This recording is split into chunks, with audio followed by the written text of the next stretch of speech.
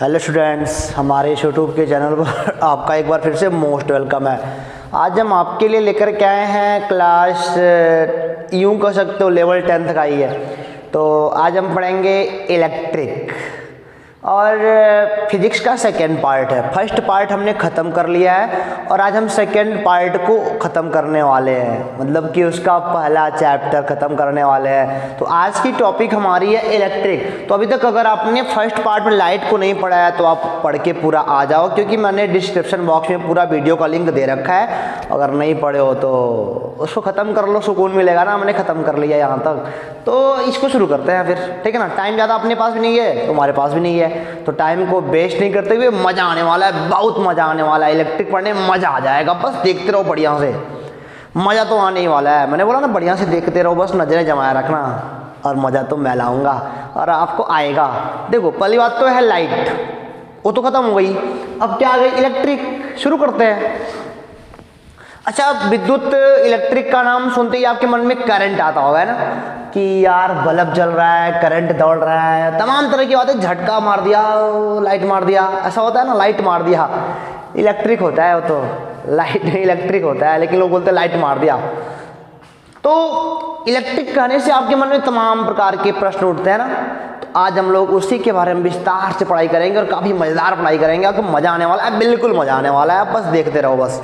तो एक बात बता दूं पहले आपको कि नोट्स तो हमने टाइमिंग पे लिख दिए हैं, तो डिस्क्रिप्शन बॉक्स में जाओ, नोट्स का पेज नंबर देख लो कि मतलब कि किस टाइम पे है, उसको आप नोट कर लो। फिर मैं नोट से ही पढ़ाऊँगा, क्योंकि आपको बड़ा मज़ा आएगा। नोट से पढ़ोगे मज़ा आएगा। पहले कॉपी पे उतार लो, फिर मैं नोट्स का बताते चलता हूँ, तो समझते चलना आराम से, कोई प्रॉब्लम नहीं ना। मज़ा आएगा तुमको भी। मज़ा नहीं आया तो गाना पढ़ाना छोड़ दूँगा, लेकिन मज़ा आएगा ज़रूर। देखो, तो नोट्स में सबसे पहला टॉपिक हमारा है विद्युत आवेश। टॉपिक हमारा पहला क्या है? विद्युत आवेश। आ जाएंगे यहाँ तक, परेशान ना हो, लेकिन पहले जानेंगे विद्युत आवेश क्या होता है, ठीक है ना। इसके बारे में आपने जानते हो क्या लिखे हो? अपनी कॉपी पर लिखे हो तो लिखे हो, किसी पदार्थ का वह गुण जिसके कारण उसमें विद्युत तथा चुंबकीय प्रभाव उत्पन्न होते हैं। किसी पदार्थ का वह गुण जिसके कारण उसमें विद्युत तथा चुंबकीय प्रभाव उत्पन्न होते हैं, विद्युत आवेश कहलाता है। अब मतलब कि विद्युत आवेश ना एक पदार्थ का गुण है। यह क्या है? एक पदार्थ का गुण है। और इस अगर पदार्थ के अंदर यह वाली एबिलिटी पाई जाती है ना, अगर पदार्थ के अंदर यह गुण है ना, तो वह विद्युत प्रभाव दिखाएगा, चुंबकीय प्रभाव दिखाएगा, मतलब चपकने जैसा कुछ। आपने चुंबक को लोहे से चपका कर देखा है ना, तो उसे चुंबकीय प्रभाव कहते हैं। और ऐसे इलेक्ट्रिक के साथ भी ऐसा होता है, इलेक्ट्रिक के साथ भी ऐसा होता है, अभी आगे समझ में आएगा आपको।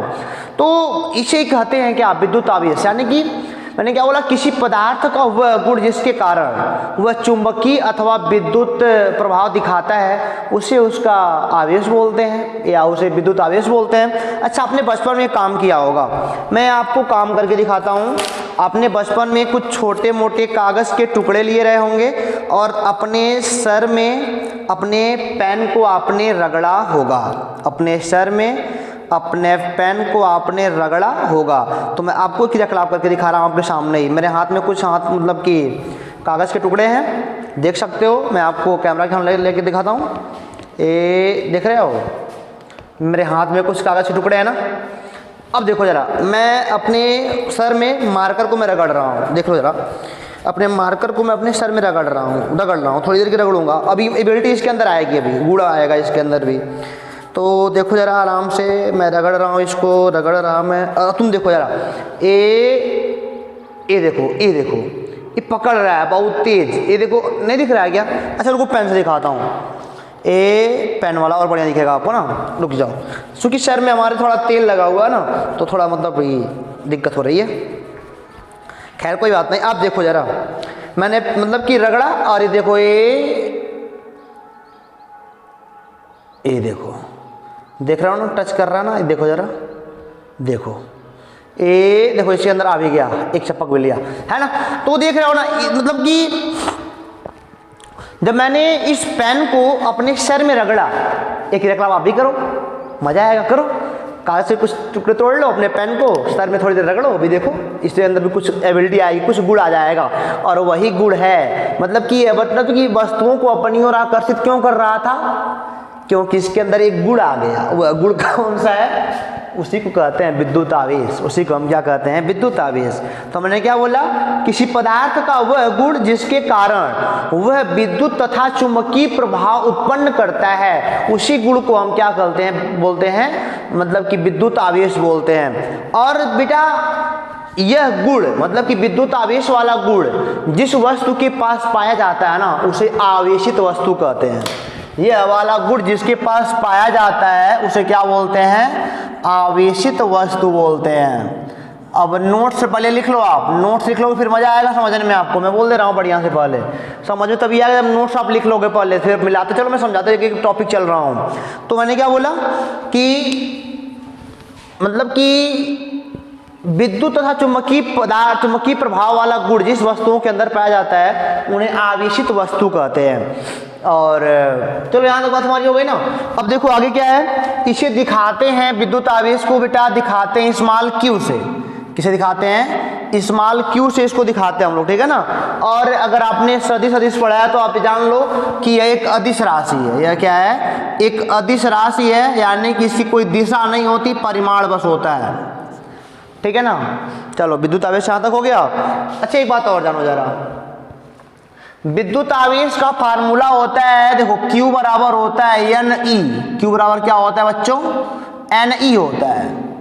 एक फार्मूला है आवेश का फार्मूला, Q बराबर क्या होता है NE। अब N क्या होता है मैं बता रहा हूँ, अभी नोट करो आप। ये होता है मतलब कि इलेक्ट्रॉनों की संख्या, मुक्त इलेक्ट्रॉनों की संख्या होता है, मुक्त इलेक्ट्रॉनों की संख्या है किसी पदार्थ में। और ई क्या है, इलेक्ट्रॉन का आवेश है, इलेक्ट्रॉन का क्या है, आवेश है। अभी इस टॉपिक को आप थोड़ा मतलब कि रिकवर करो, अभी हो जाएगा, कोई दिक्कत नहीं है। और ये क्या है, आवेश है, ठीक है ना। अब देखो जरा इस फार्मूले को नोट कर लो और यहाँ पे लिख लो बेटा, आवेश का जो मात्रक होता है ना, मात्रक, विद्युत आवेश का मात्रक क्या होता है, कूलाम होता है। आप परेशान ना हो, इस सवाल को मतलब कि फार्मूले को समझाने वाला हूँ, परेशान बिल्कुल होने वाली बात नहीं है बेटा आपको। तो Q बराबर क्या होता है, NI होता है। अब Q का मात्रक क्या होता है, कूलाम होता है। और किसी पदार्थ का वह गुण जिसके कारण वह मतलब कि विद्युत अथवा चुंबकीय प्रभाव उत्पन्न करता है उसे उसका विद्युत आवेश कहते हैं। और मतलब कि विद्युत आवेश वाला गुण जिस वस्तु के पास पाया जाता है उसे आवेशित वस्तु कहते हैं, ठीक है ना। अब देखो जरा, अब वस्तु के आवेशित होने का कारण, अब यहां से आपको समझ में आएगा वस्तु के आवेशित होने का कारण, वस्तु के मतलब कि गुण इसके अंदर आया क्यों। मजा आ रहा है ना आपको समझने में, मजा आएगा, परेशान बिल्कुल नहीं होना। देखो यह गुण मतलब कि वस्तु के अंदर आया क्यों, सवाल हमारा ये है ना। तो यही हमने हेडिंग बनाया है, वस्तु के आवेशित होने का कारण। आपने अपने नोट्स में देख लिया होगा अब तक, तो नोट्स अगर देख के आए हो तो मजा आने वाला है। और अगर नोट्स नहीं बाद में उतारना चाहते हो तो इसको समझो, समझ तो आ ही रहा होगा आपको। तो देखो जरा, एक मान लो कोई पदार्थ जो होता है ना, देखो टॉपिक ये सब खत्म हो गया, अब अगले पे चल रहा हूँ ना। कोई भी पदार्थ जो होता है बेटा सुनो, कोई भी पदार्थ संसार का वह मिलकर बना है, परमाणुओं से मिलकर बना है। संसार का कोई भी पदार्थ किससे मिलकर बना है, परमाणुओं से मिलकर बना है। चलो ठीक है। अच्छा परमाणु किससे बने हैं, तो कहोगे सर प्रोटॉन से बने हैं। और किससे बने हैं, इलेक्ट्रॉन से बने हैं। और किससे बने हैं, न्यूट्रॉन से बने हैं। ध्यान देना हमारी बात का, परमाणु किससे बना है, प्रोटॉन, न्यूट्रॉन और इलेक्ट्रॉन। मतलब कि ये मार्कर है ना, मार्कर भी परमाणु से ही बना है। परमाणु किससे बने, इलेक्ट्रॉन, प्रोटॉन, न्यूट्रॉन, सब वस्तु में पाया जाता है बेटा ये, ठीक है ना। तो देखो एक बात और जान लीजिए बेटा, अगर आप नहीं जानते हो तो जान लो कि परमाणु जो होता है ना, मान लो ये परमाणु है, बहुत छोटा हालांकि होता है, मैं यहाँ पे जूम कर रहा हूँ इसको। ये मान लो कोई परमाणु है, तो परमाणु में बेटा होते हैं, देखो एक होता है नाभिक, परमाणु में क्या होता है एक, इसे बोलते हैं नाभिक, ठीक है ना। और देखो जरा, नाभिक के अंदर होते हैं प्रोटॉन, नाभिक के अंदर क्या होते हैं, प्रोटॉन। ध्यान देना मेरी बात का, बहुत मैं अंदर की बात बता रहा हूं मैं आपको। नाभिक के अंदर क्या होते हैं, प्रोटॉन। और नाभिक के बाहर ऐसे गोल गोल कक्षाओं में ना इलेक्ट्रॉन घूमते हैं। बहुत छोटा कॉन्सेप्ट है, मैं खत्म करने वाला हूँ बस। यहाँ देखो, यहाँ पे होता है प्रोटॉन और न्यूट्रॉन, प्रोटॉन और होता है न्यूट्रॉन बेटा। हालांकि न्यूट्रॉन के बारे में हमको जिक्र ही नहीं करना, क्योंकि न्यूट्रॉन जो होता है ना उदासीन होता है। न्यूट्रॉन के बारे में हमको जिक्र नहीं करना है, हमको जिक्र करना है प्रोटॉन और इलेक्ट्रॉन के बारे में। प्रोटॉन कहाँ पे होता है? नाभिक के अंदर। देखो भाई, ये अगर मतलब कि ये पदार्थ है ना, ये कुछ मार्कर है, तो मार्कर बना है छोटे छोटे परमाणुओं से, छोटे छोटे परमाणुओं से बना है। अब परमाणु किससे बने हैं? Proton, electron, neutron. हालांकि देखो, ये नाभिक होता है, परमाणु में एक नाभिक होता है बीचों बीच में। नाभिक के अंदर प्रोटॉन होते हैं, न्यूट्रॉन होते हैं। न्यूट्रॉन के बारे में हमको चर्चा नहीं करनी, क्योंकि किसी काम का नहीं है। हमको चर्चा करनी प्रोटॉन के बारे में और हमको चर्चा करनी इलेक्ट्रॉन के बारे में, ठीक है ना।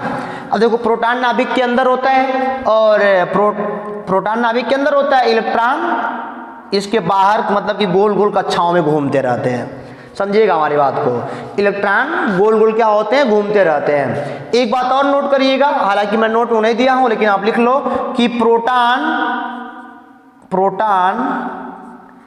का गमन नहीं होता, मतलब कि प्रोटॉन नहीं चलते हैं। एक बात को याद कर लो आप, प्रोटॉन का गमन नहीं होता है, प्रोटॉन चलवे नहीं करते हैं, इलेक्ट्रॉन का गमन होता है, इलेक्ट्रॉन का गमन होता है।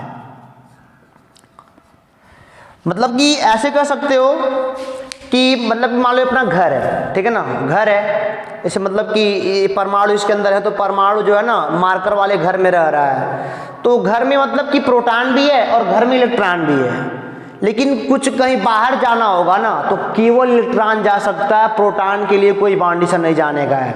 मतलब मैंने क्या बोला? प्रोटॉन कहीं नहीं जा सकता है, केवल चल सकता है तो इलेक्ट्रॉन चल सकता है। इसमें से अगर बाहर कोई निकल सकता है ना, तो इलेक्ट्रॉन निकल सकता है, प्रोटॉन नहीं निकलेगा कभी भी। और मतलब कि इसमें अगर कोई आ भी सकता है ना, तो इलेक्ट्रॉन कहीं से आ सकता है, प्रोटॉन नहीं चलते हैं। एक बात याद कर लो, प्रोटॉन नहीं चलते हैं, नाभिक के अंदर होने के कारण प्रोटॉन कभी नहीं चलते हैं। मैं कॉन्सेप्ट आपको बता रहा हूँ, वस्तु के आवेशित होने का कारण। तो मैंने बोला पदार्थ परमाणुओं से मिलकर बना है, परमाणु इलेक्ट्रॉन, प्रोटॉन, न्यूट्रॉन से बने हैं। और मतलब कि न्यूट्रॉन का हमको कोई बात ही नहीं करना, बात करना प्रोटॉन, इलेक्ट्रॉन का। इलेक्ट्रॉन और प्रोटॉन की अगर बात की जाए तो चलता केवल इलेक्ट्रॉन है, चलता केवल कौन है? इलेक्ट्रॉन है। प्रोटॉन क्या होता है? बैठा रहता है। और बेटा सामान्य वस्तुओं में सुनो जरा, सामान्य वस्तुओं में, सामान्यतः वस्तुओं में इलेक्ट्रॉनों की संख्या, इस बात को नोट करिएगा, प्रोटॉनों की संख्या के बराबर होती है। प्रोटॉनों की संख्या के बराबर होती है। एक बात जानो, और मतलब कि मान लो कोई पदार्थ, मान लो मार्कर है, नॉर्मल अवस्था में है ना, ऐसे रखा हुआ, इसमें मान लो 100 प्रोटॉन है, तो कन्फर्मली 100 इलेक्ट्रॉन होंगे। तो इन्होंने लिखा है कि सामान्यतः वस्तुओं में इलेक्ट्रॉन की संख्या प्रोटॉनों की संख्या के बराबर होती है। इस बात को नोट करो आप, सामान्यतः वस्तुओं में इलेक्ट्रॉनों की संख्या प्रोटॉनों की संख्या के बराबर होती है, ठीक है ना। और बेटा ऐसी वस्तुएं, सुन लो, ऐसी वस्तुएं जिनमें इलेक्ट्रॉनों की संख्या बराबर प्रोटॉनों की संख्या, अच्छा यहाँ पे ई मैं माइनस लगा रहा हूँ, पी प्लस लगा रहा हूँ, तो बता रहा हूँ, चिंता ना करो, क्योंकि प्रोटॉन होता है धनावेशित होता है ना, अभी बताता हूँ आपको। देखो, जिन वस्तुओं में इलेक्ट्रॉनों की संख्या बराबर प्रोटॉनों की संख्या होगी ना, उसे कहते हैं अनावेशित वस्तु। क्या कहते हैं? अनावेशित वस्तु कहते हैं। अच्छा अब देखो जरा, ये मार्कर ना अभी कागज के टुकड़ों पास ले जाओ, नॉर्मल ना, नहीं चिपकेगा, नहीं चिपकेगा। क्यों? क्योंकि ये अनावेशित है। इसमें मतलब कि अभी इलेक्ट्रॉनों की संख्या प्रोटॉनों की संख्या के बराबर है। मैं इसको मिटाता हूँ। मैंने क्या बोला आपसे, समझ में हमारी बात आई ना आपको, कि नॉर्मल जो अपना पेन है ना, जो अभी तुम चला रहे हो, उस पेन को जरा कागज के टुकड़े के पास ले जाओ, देखो चपक रहा है क्या? तो आप देखने को पार नहीं चपक रहा है। क्यों? क्योंकि वो डिस्चार्ज है, वो मतलब अनावेशित है, उसके अंदर भी गुण थोड़ी पाया। जब कुछ किया जाएगा उसके साथ तब ना गुण आएगा उसके अंदर, नॉर्मली फालतू काम नहीं करेंगे ये सब। तो जब उसके अंदर वो गुण पाया जाएगा तब होगा। और जब बेटा कोई भी वस्तु नॉर्मल अवस्था में होती है ना, मान लो मार्कर है, पेन है, इसमें बेटा जितने इलेक्ट्रॉन होते हैं उतने प्रोटॉन होते हैं। इलेक्ट्रॉनों की संख्या जब प्रोटॉनों की संख्या के बराबर रहती है तो वस्तु अनावेशित होती है, यानी कि किसी प्रकार की हरकत नहीं करेगी। तो हरकत कराने के लिए क्या करना चाहिए? देखो अब आ गए हम लोग वजह पे। वस्तु के आवेशित होने का कारण यही है, इसका उत्तर मैं यहाँ पे लिख रहा हूँ। इसका कारण यही है कि वस्तु में इलेक्ट्रॉनों की संख्या का कमी या वृद्धि होना। आपने नोट में लिखा होगा, वस्तु में इलेक्ट्रॉनों की संख्या का कमी या वृद्धि होना, मतलब कि वस्तु के अंदर यह गुण क्यों पाया जाता है। अब ये वाला गुण क्यों पाया जाता है? या तो वस्तु में इलेक्ट्रॉन बेटा कम हो गए होंगे या तो ज्यादा हो गए होंगे। अब मैं देखो मैं क्या हो रहा है, देखो मैं यहाँ पे रगड़ रहा हूँ ना, तो मेरे बाल में भी इलेक्ट्रॉन प्रोटॉन है, यहाँ पे बीच में भी है इलेक्ट्रॉन प्रोटॉन। तो कुछ इलेक्ट्रॉन या तो यहाँ से निकल के बाल में चले गए होंगे, या तो बाल के कुछ इलेक्ट्रॉन निकल के पेन में आ गए होंगे। नॉर्मली 100 इलेक्ट्रॉन 100 प्रोटॉन थे हमारे पास। नॉर्मली हमारे पेन में 100 इलेक्ट्रॉन था और 100 क्या था बच्चे? प्रोटॉन था। एक मिनट,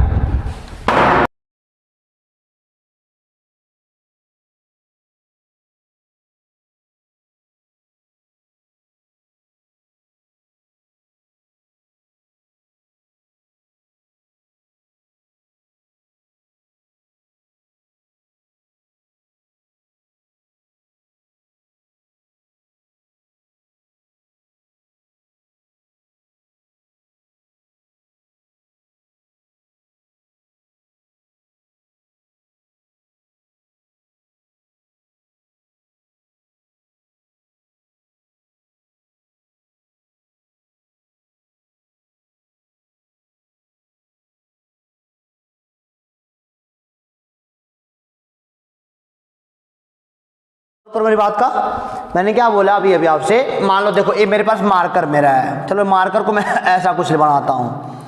इसमें सामान्य अवस्था में 100 इलेक्ट्रॉन थे, और आपको बताया ना मैंने किसी वस्तु में नॉर्मल अवस्था में इलेक्ट्रॉनों की संख्या प्रोटॉनों के बराबर होती है ना। जब मैंने बाल से रगड़ा इसको ना, बाल से जब मैं रगड़ा इसको, तो क्या हुआ कि यहाँ से कुछ इलेक्ट्रॉन, या तो यहाँ देखो यहाँ से कुछ इलेक्ट्रॉन निकल गए होंगे। मैं एक संभावना व्यक्त कर रहा हूँ कि यहाँ से देखो प्रोटॉन तो निकलेगा नहीं, ये तो कन्फर्म आपने याद कर लिया है। तो इलेक्ट्रॉन निकल गए होंगे कुछ, मान लो 95 इलेक्ट्रॉन बचे यहाँ पे। अब 5 यानी कि निकल के बाल में आ गया। बाल में कुछ रहे होंगे अपना, मान लो बाल में भी 100 भी इलेक्ट्रॉन मतलब कि रहे होंगे या 100 प्रोटॉन रहे होंगे। चलो मान लो शुरुआत में मतलब 100 इलेक्ट्रॉन प्रोटॉन यहाँ पे रहे होंगे। जब मैंने रगड़ा ना तो यहाँ से 5 निकल गए यहाँ, अब यहाँ पे हो गया 105 इलेक्ट्रॉन, और यहाँ पे कितना हो गया 95 इलेक्ट्रॉन। अब बॉडी चार्ज हो गई। देखो अब आवेशित वस्तुएं किसे कहते हैं, इसकी परिभाषा में जब मेरी बात सुनो। कोई कहता है आवेशित वस्तुएं किसे कहते हैं, तो अगर बेटा वस्तु में इलेक्ट्रॉनों की संख्या बराबर नहीं है प्रोटॉनों की संख्या के, तब वस्तु को चार्ज कहते हैं। समझ लो मेरी बात को, ये भी हमारी परिभाषा क्लियर हो गई।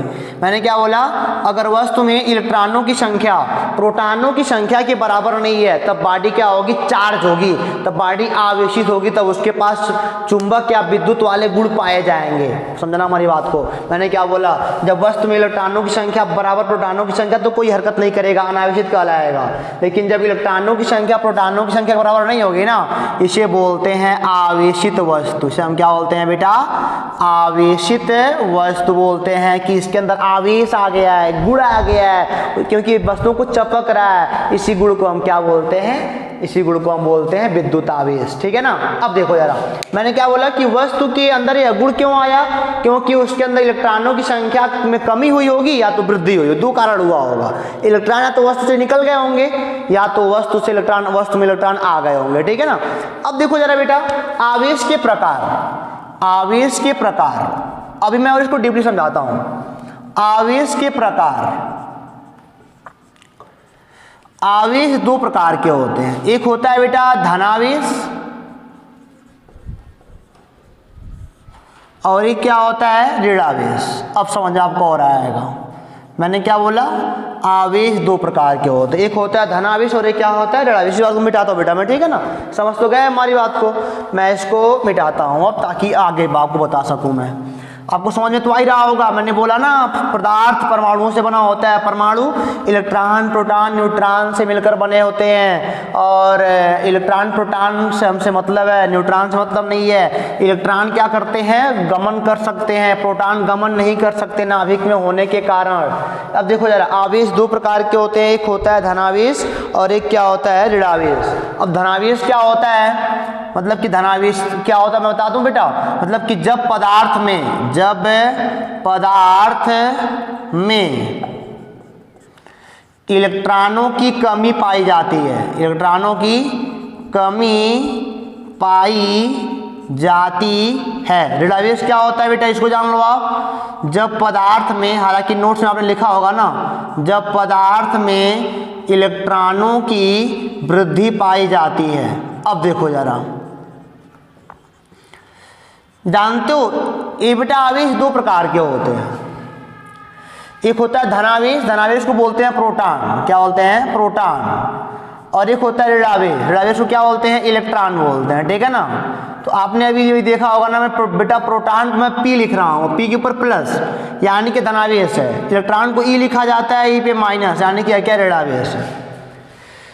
अब देखो जरा, एक मतलब कि आवेश दो प्रकार के होते हैं, एक होता है धनावेशित और एक क्या होता है ऋणावेशित होता है, ठीक है ना। आवेश दो प्रकार के होते हैं, एक होता है धनावेश और एक क्या होता है बेटा ऋणावेश होता है। धनावेश को बोलते हैं प्रोटॉन, ऋणावेश को क्या बोलते हैं इलेक्ट्रॉन बोलते हैं। अब देखो जरा, किसे बोलेंगे धनावेशित वस्तु है और किसे बोलेंगे ऋणावेशित वस्तु है, किसे बोलेंगे धनावेशित वस्तु है और किसे बोलेंगे ऋणावेशित वस्तु है, ठीक है ना। ये दो बातें जानो पहले अब। अच्छा देखो जरा, मान लो हमारे पास कोई पदार्थ है, ठीक है ना, चलो मान लिया कोई मेरे पास पदार्थ है, इसमें नॉर्मल अवस्था में मैंने कुछ किया नहीं है। मान लो 50 प्रोटॉन रहे हों और 50 क्या रहे हों इलेक्ट्रॉन रहे हों, तो नॉर्मली डिस्चार्ज होता है, तो नॉर्मली क्या होता है अभी आवेशित नहीं है। अब देखो जरा, अब यहाँ से आवेश समझाऊंगा मैं यहीं पे बेटा। आवेश Q बराबर NI का फार्मूला समझाऊंगा भी कैसे हुआ हुआ है।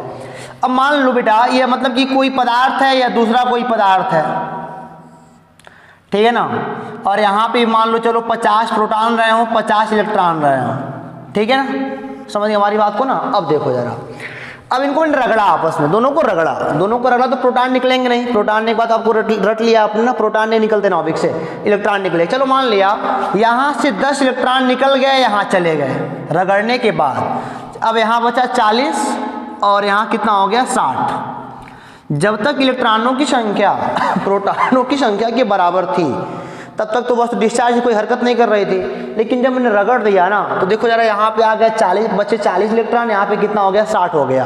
अब बताओ यहाँ पे प्रोटॉन ज़्यादा है कि इलेक्ट्रॉन ज़्यादा है, देखो इलेक्ट्रॉन कम हो गया ना, प्रोटॉन ज़्यादा हो गया ना, इसे बोलते हैं धनावेशित। जब वस्तु में प्रोटॉनों की संख्या इलेक्ट्रॉनों की संख्या से ज़्यादा हो जाएगी, यानी कि इलेक्ट्रॉन निकल गए होंगे, इलेक्ट्रॉनों कमी पाई जाएगी, तब वस्तु क्या कहलाएगी धनावेशित। देखो यहाँ पे 40 इलेक्ट्रॉन है 50 प्रोटॉन है, यानी कि 10 प्रोटॉन ज़्यादा यानी कि 10 प्लस वाला ज़्यादा है, और तैसे क्या धनावेशित बोलते हैं। और ये वाली वस्तु है ना बेटा, देखो जरा यहाँ पे 50 प्रोटॉन 60 इलेक्ट्रॉन, बताओ कौन ज़्यादा है, इलेक्ट्रॉन ज़्यादा है ना, इलेक्ट्रॉन ऋणावेश है, और बेटा इलेक्ट्रॉन ज़्यादा होने के नाते यह वस्तु क्या कहलाएगी ऋणावेशित कहलाएगी। देखो इलेक्ट्रॉनों की वृद्धि, इलेक्ट्रॉन बढ़ गए, प्रोटॉन से इलेक्ट्रॉन ज़्यादा हो गए, इससे हम लोग क्या बोलते हैं, इससे हम लोग बोलते हैं ये ऋणावेशित है। यहाँ पे इलेक्ट्रॉन घट गए, इससे यहाँ पे प्रोटॉन ज़्यादा हो गए, यहाँ धन वाला ज़्यादा हो गया, इससे हम लोग क्या बोलते हैं ऋणावेशित है। सब धनावेशित हो गया ये धनावेशित हो गया क्योंकि प्रोटॉन ज़्यादा है, और ऋणावेशित हो गया क्योंकि इलेक्ट्रॉन ज़्यादा है। अच्छा आप देखो जरा, जानते हो अब यहाँ पे 10 इलेक्ट्रॉन ज़्यादा है, अगर कोई बोलता है 10 प्रोटॉन ज़्यादा है यहाँ पे, सॉरी यहाँ पे 10 प्रोटॉन ज़्यादा है, तो एक बात और जान लो कि प्रोटॉन का जो आवेश होता है ना, प्रोटॉन का आवेश होता है 1.6 मल्टीप्लाई, याद कर लो कूलाम, आवेश का मात्रक कूलाम होता है, और इलेक्ट्रॉन का जो आवेश होता है ना बेटा, वो होता है माइनस का 1.6 10 पे घात माइनस का 19 कूलाम।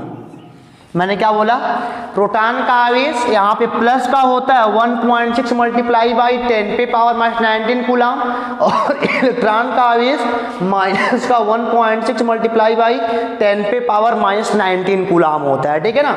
अब देखो जरा, एक इलेक्ट्रॉन का आवेश है, एक प्रोटॉन का आवेश और एक इलेक्ट्रॉन का आवेश है ये भाई।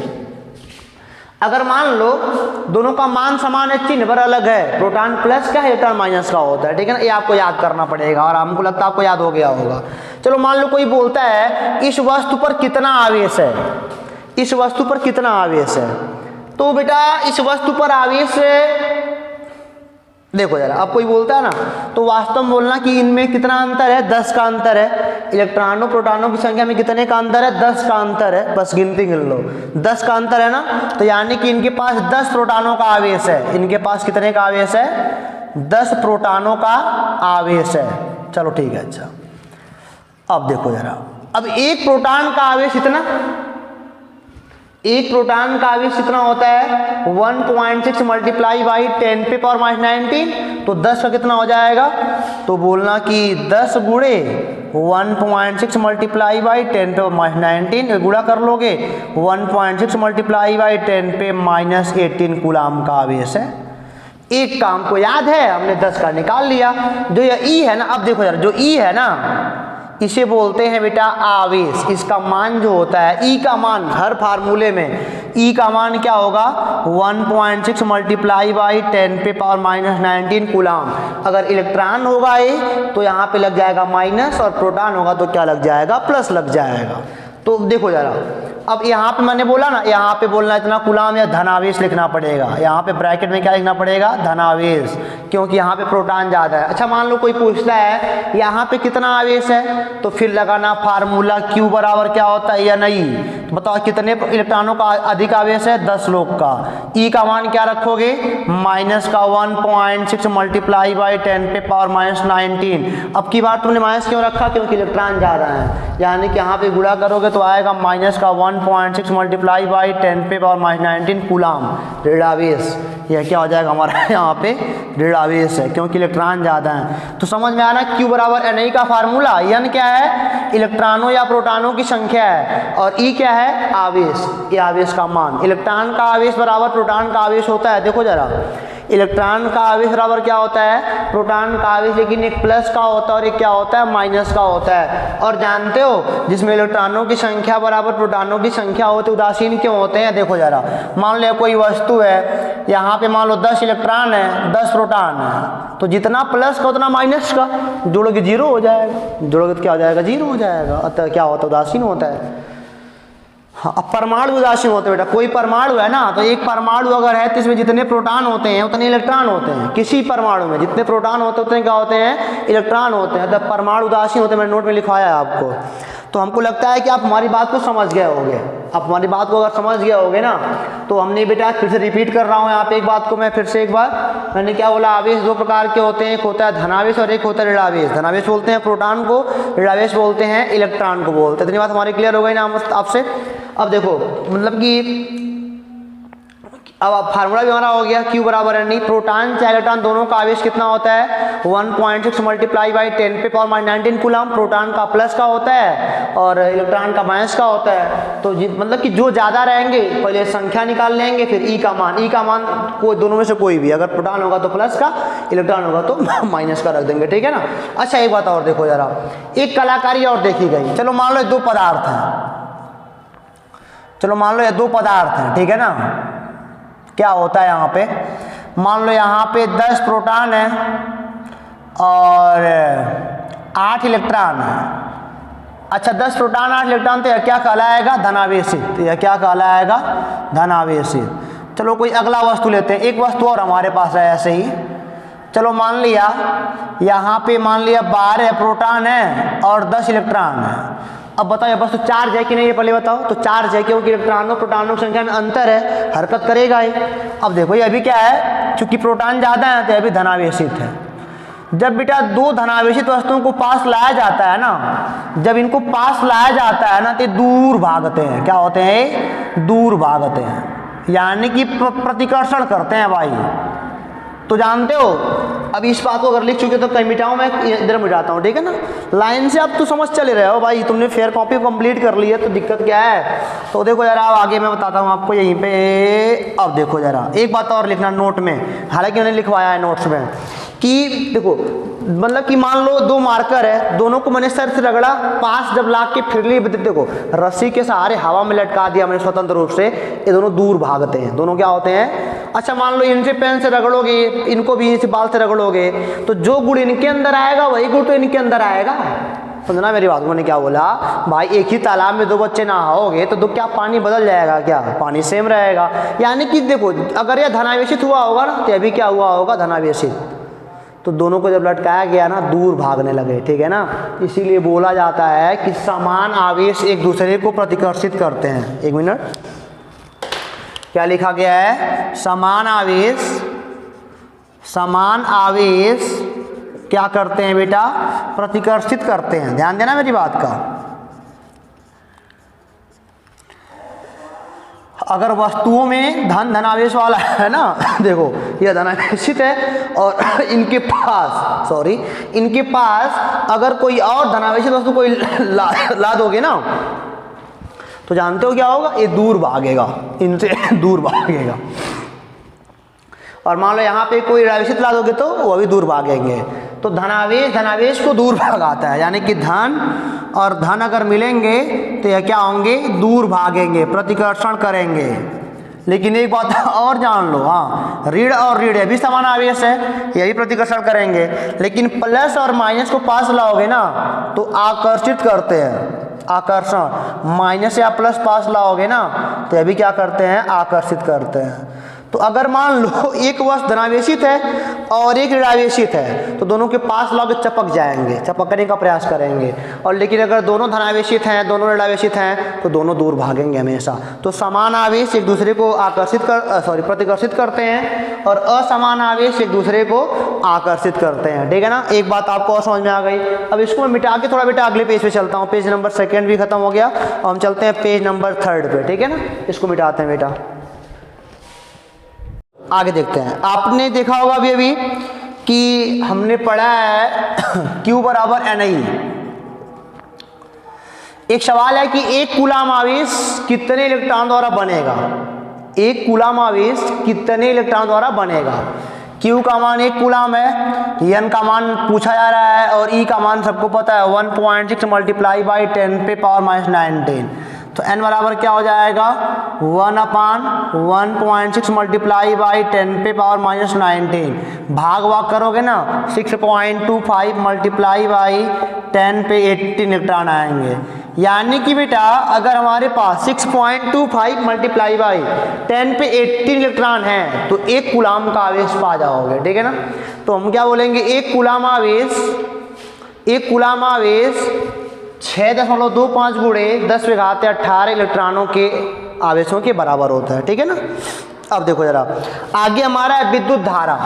अब हम आ गए विद्युत धारा पे। अब देखो जरा अच्छी बात है, धारा देखते हैं हम जरा। जानते हो एक बात जानो जरा, जब मतलब कि पदार्थ में आप जानते हो वायर है, वायर में करंट दौड़ता है तो आपके घर बल्ब जलता है। अब देखो जरा बड़े कमाल की बात है, डीप में हम सारी बातें पढ़ेंगे।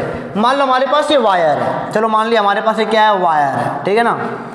तो वायर में धारा बहती है यार, वायर में क्या बहती है, धारा बहती है।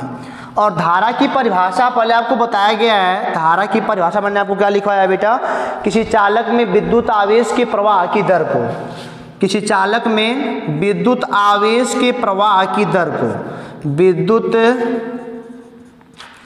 आवेश के प्रवाह की दर को। अब कहीं भी दर लग जाएगा, दर मतलब रेट होता है, रेट जब कहे तो टाइम से भाग देना पड़ता है। ये जान लो बेटा, इसको दिखाते हैं आई से, और आई बराबर होता है ना, देखो आवेश के प्रवाह की दर, यानी आवेश क्यू की दर टी से भाग दे दो, आई बराबर क्या हो जाता है, Q/T। अब देखो आई का एम्पियर, आई का मात्रक जानते हो ना बेटा आप, एम्पियर होता है। आपको बेटा बहुत पहले याद करवाया गया है कि मतलब कि धारा का एसआई मात्रक जो होता है ना वो क्या होता है, एम्पियर होता है, एम्पियर। आई देखो आई बराबर आवेश के प्रवाह की दर। चालक है ना, चालक देखो यहाँ पे इलेक्ट्रॉन जब मान लो चलने लगे, सपोज करो यहाँ पे इलेक्ट्रॉन है ना, देखो इलेक्ट्रॉन अगर हे पड़े चल रहे हैं तो जब इलेक्ट्रॉन हे पड़े चलता है ना तो धारा हे पड़े चलती है, इसे आई कहते हैं। तब बेटा यहाँ जो बल्ब होगा जलता है। मैंने क्या बोला, इलेक्ट्रॉन चलेंगे, देखो लाइट आता है आपके घर, इलेक्ट्रॉन चलने लगते हैं, लाइट कुछ करता नहीं है, आपके जो पदार्थ तार में इलेक्ट्रॉन है ना उनको चलाता है। इलेक्ट्रॉन जब चलेगा ना तो धारा बनती है। धारा क्या होता है, तो धारा बनती है, ठीक है ना, उसी को हम क्या कहते हैं, धारा कहते हैं। जब इलेक्ट्रॉन चलता है तो हमारे तार में मतलब कि करंट दौड़ता है, बोलते इलेक्ट्रॉन दौड़, करंट दौड़ रहा है। लेकिन यही बात जानिए, इलेक्ट्रॉन जब इधर चलेगा ना तो करंट हे पड़े भागता है, ठीक है ना, करंट उल्टा चलता है हमेशा। एक बात याद कर लो, मैंने क्या बोला, इलेक्ट्रॉन हमेशा करंट के उल्टा चलता है, ठीक है ना। और एक बात समझो जरा, प्रोटॉन तो चलेगा नहीं, लेकिन एक बात और जान लो, इसे कहते हैं कि प्रोटॉन चल रहा है। यहाँ पे एक बात जान लो, इसे लोग कहते हैं ना प्रोटॉन चल रहा है, इधर क्या चल रहा है, अगर इलेक्ट्रॉन इधर चल रहा है तो प्रोटॉन इधर चल रहा है। इसको ऐसे समझो जरा, मान लो एक कोई वस्तु है, या मान लो प्रोटॉन है, वायर मान लो सपोज करो वायर है, प्रोटॉन है और ये इलेक्ट्रॉन है, इलेक्ट्रॉन दौड़ रहा है। तो इलेक्ट्रॉन अगर पीछे मुड़ के देखेगा इनको ना तो क्या बोलेगा, मुझसे लगातार पीछे भाग रहा है। या इलेक्ट्रॉन अगर मुड़ के देख ले इनको, मान लो बेटा तुम्हारा भाई है, तुम हो, तुम आगे भाग रहे हो, तुम आगे भाग रहे हो, और अपने भाई को पीछे देखोगे ना मुड़ के, आगे तुम भाग रहे हो, फिर भी तुम बोलोगे मेरा भाई मुझसे दूर भाग रहा है, नहीं बोलोगे दूर भाग रहा है, बोल दोगे ना, यानी कि लग रहा है चल रहा है। तो मतलब ये रुका है, ये चल रहा है, तब इसको लग रहा है चल रहा है। सापेक्षिक होता है बेटा, कोई भी चीज़ सापेक्षिक होता है। मतलब कि मान लो एक आपके बगल में एक साइकिल खड़ी है, आप साइकिल से आगे निकलने का प्रयास करो, तो अगर तुम साइकिल चला रहे हो, पीछे देख रहे हो, तो पीछे वाली साइकिल को देखो क्या बोलोगे, बोलोगे मुझसे साइकिल लगातार पीछे भाग रही है। हालांकि तो रुकी हुई है ना, लेकिन आप बोलोगे पीछे भाग रही है। उसीलिए यहाँ पे बोला जाता है कि चाहे बोलो मतलब कि इलेक्ट्रॉन के विपरीत धारा चल रही है, चाहे बोलो धारा, चाहे बोलो प्रोटॉन चल रहे हैं, दोनों बात एक ही है, ठीक है ना। तो एक बात आपको फिर से क्लियर हो गई ना हमारी, कि इलेक्ट्रॉन जो होते हैं हमेशा, मतलब कि जो धारा होती है हमेशा इलेक्ट्रॉन के विपरीत चलती है, ठीक है ना, इलेक्ट्रॉन के विपरीत चलती है। चलो ठीक है। अच्छा जानते हो धारा को नापने के लिए हमारे घरों में लगाया था अमीटर। अमीटर आपके घर में मीटर लगा, मीटर आप लोग कहते हो, मीटर कहते हो नहीं, उसे अमीटर कहते हैं। धारा को नापता कौन है, अमीटर नापता है। जैसे मतलब कि दूध सही है कि गलत है तो कौन नापता है, लैक्टोमीटर, है ना, आपने सुना होगा इस नाम का, इस नाम को सुना। अरे भाई तुम्हारे घर अगर लीटर से दूध नापा जाता है तो अमीटर से करंट मापा जाता है, करंट, विद्युत धारा कहते हैं इसी को, ठीक है ना। ये फार्मूला नया बन गया, आई बराबर क्यू बाई टी। आवेश के प्रवाह की दर को क्या बोलते हैं, धारा बोलते हैं भाई। क्यू क्या है, आवेश है, टी क्या है, जितना टाइम में चल रहा है वो, ठीक है ना। अब देखो जरा, यहाँ पे मैंने एक परिभाषा लिखा है। चलो मान लो हमने कहा कि मान लो क्यू बराबर 1 और टी बराबर 1, Q बराबर 1 मान लो एंड T बराबर 1 मान लो, तो I का मान क्या आ जाएगा, 1 एम्पियर। अच्छा एम्पियर के साथ एक बात और जान लो, इनका मात्रक क्या भी हो सकता है, कूलाम पर सेकेंड। Q का कूलाम, T का क्या हो जाएगा, सेकेंड हो जाएगा। नहीं तो I बराबर देखो जरा, Q का मान 1 ले लो, T का मान 1 ले लो, तो I का मान 1 एम्पियर आ जाएगा। सही, सेकेंड है और यह कूलाम है, ठीक है ना। तो परिभाषा क्या फिर से बन जाएगी, यदि किसी परिपथ में, परिपथ क्या होता है बता रहा हूं मैं, यदि किसी परिपथ में 1 सेकेंड में 1 कूलाम आवेश बह रहा है मान लो कोई परिपथ है, मान लो या कोई परिपथ है, चलो ऐसे मान लिया, यह सेल होता है, सेल परिपथ है, मान लो यहाँ बल्ब लगा हुआ है। अगर मान लो ये परिपथ है, परिपथ में 1 सेकेंड में 1 कूलाम अगर आवेश बह जाएंगे तो बोलेंगे कि 1 एम्पियर धारा बह गई। अगर 1 सेकेंड में 1 कूलाम आवेश बह रहा है तो क्या बोलेंगे, 1 एम्पियर धारा परिपथ में बह गई, ठीक है ना। अब देखो सवाल लिखा है मैंने बेटा आपके लिए, लिखा है यदि किसी चालक में प्रवाहित धारा 2 एम्पियर है। देखो आई का मान क्या लिखा है, सवाल मैं लगाता हूँ, आई बराबर लिखा है 2 एम्पियर, किसी चालक में प्रवाहित धारा है। तो चालक पर उपस्थित आवेश 4 कूलाम है, क्यू का मान कितना है, 4 कूलाम है। तो बोल रहा है ना, बोल रहा है कि आवेश के प्रवाह का समय बताओ, समय। तो क्यू बराबर देखो, आई बराबर क्यू बाई टी से, आई बराबर क्यू बाई टी से देखो I का मान 2 है, Q का मान 4 है, T का नहीं पता, तो हो जाएगा T बराबर कितना आ जाएगा 2 सेकेंड, यानी कि बेटा 2 सेकेंड टाइम हमारा आएगा, ये हमारा क्या हो गया आंसर हो गया। तो ऐसे तमाम सवाल आपके पास आएंगे तो आप लगा लोगे, 2 फार्मूला हो गया ना, Q बराबर NI और Q बराबर IT, यहाँ से Q बराबर क्या IT बोल सकते हो। अब देखो जरा आगे बेटा, अब जानते हो विद्युत क्षेत्र। अब देखो जरा, मान लो हमने अपना पेन रगड़ा, पेन अपने सर में रगड़ा, ठीक है ना, हम आपको बताने जा रहे हैं विद्युत क्षेत्र क्या होता है, विद्युत क्षेत्र क्या होता है। अब देखिए जरा, अगर आपने पेन रगड़ा तो पेन के अंदर क्या आया, आवेश आया, गुण आया एक। अब पेन मैंने रगड़ के मान लो यहीं पे रख दिया, पेन मेरा रगड़ के यहीं रखा गया, ये छोटे छोटे कण इतनी दूर है, मैंने सबके पास नहीं ले गया। देखो पेन रगड़ा तो इतने दूर पर से खींच लेता है, नहीं कोई शक्ति रही होगी यार। अच्छा मैं मतलब कि मान लो मेरे सामने एक स्टिक पड़ा है, मैं क्या उसको बिना छुए उठा सकता हूँ क्या, मुझे छूना पड़ेगा उसको। लेकिन बेटा चुंबक से चुंबक, बेटा चुंबक पे चुंबक बल लगाता है, चाहे आकर्षण का लगाया चाहे प्रतिकर्षण का। आकर्षण होता है चपकना और प्रतिकर्षण होना दूर भगाना होता है, ठीक है ना। आकर्षण माने क्या होता है, चपकना और प्रतिकर्षण माने का दूर भगाना होता है, ठीक है ना।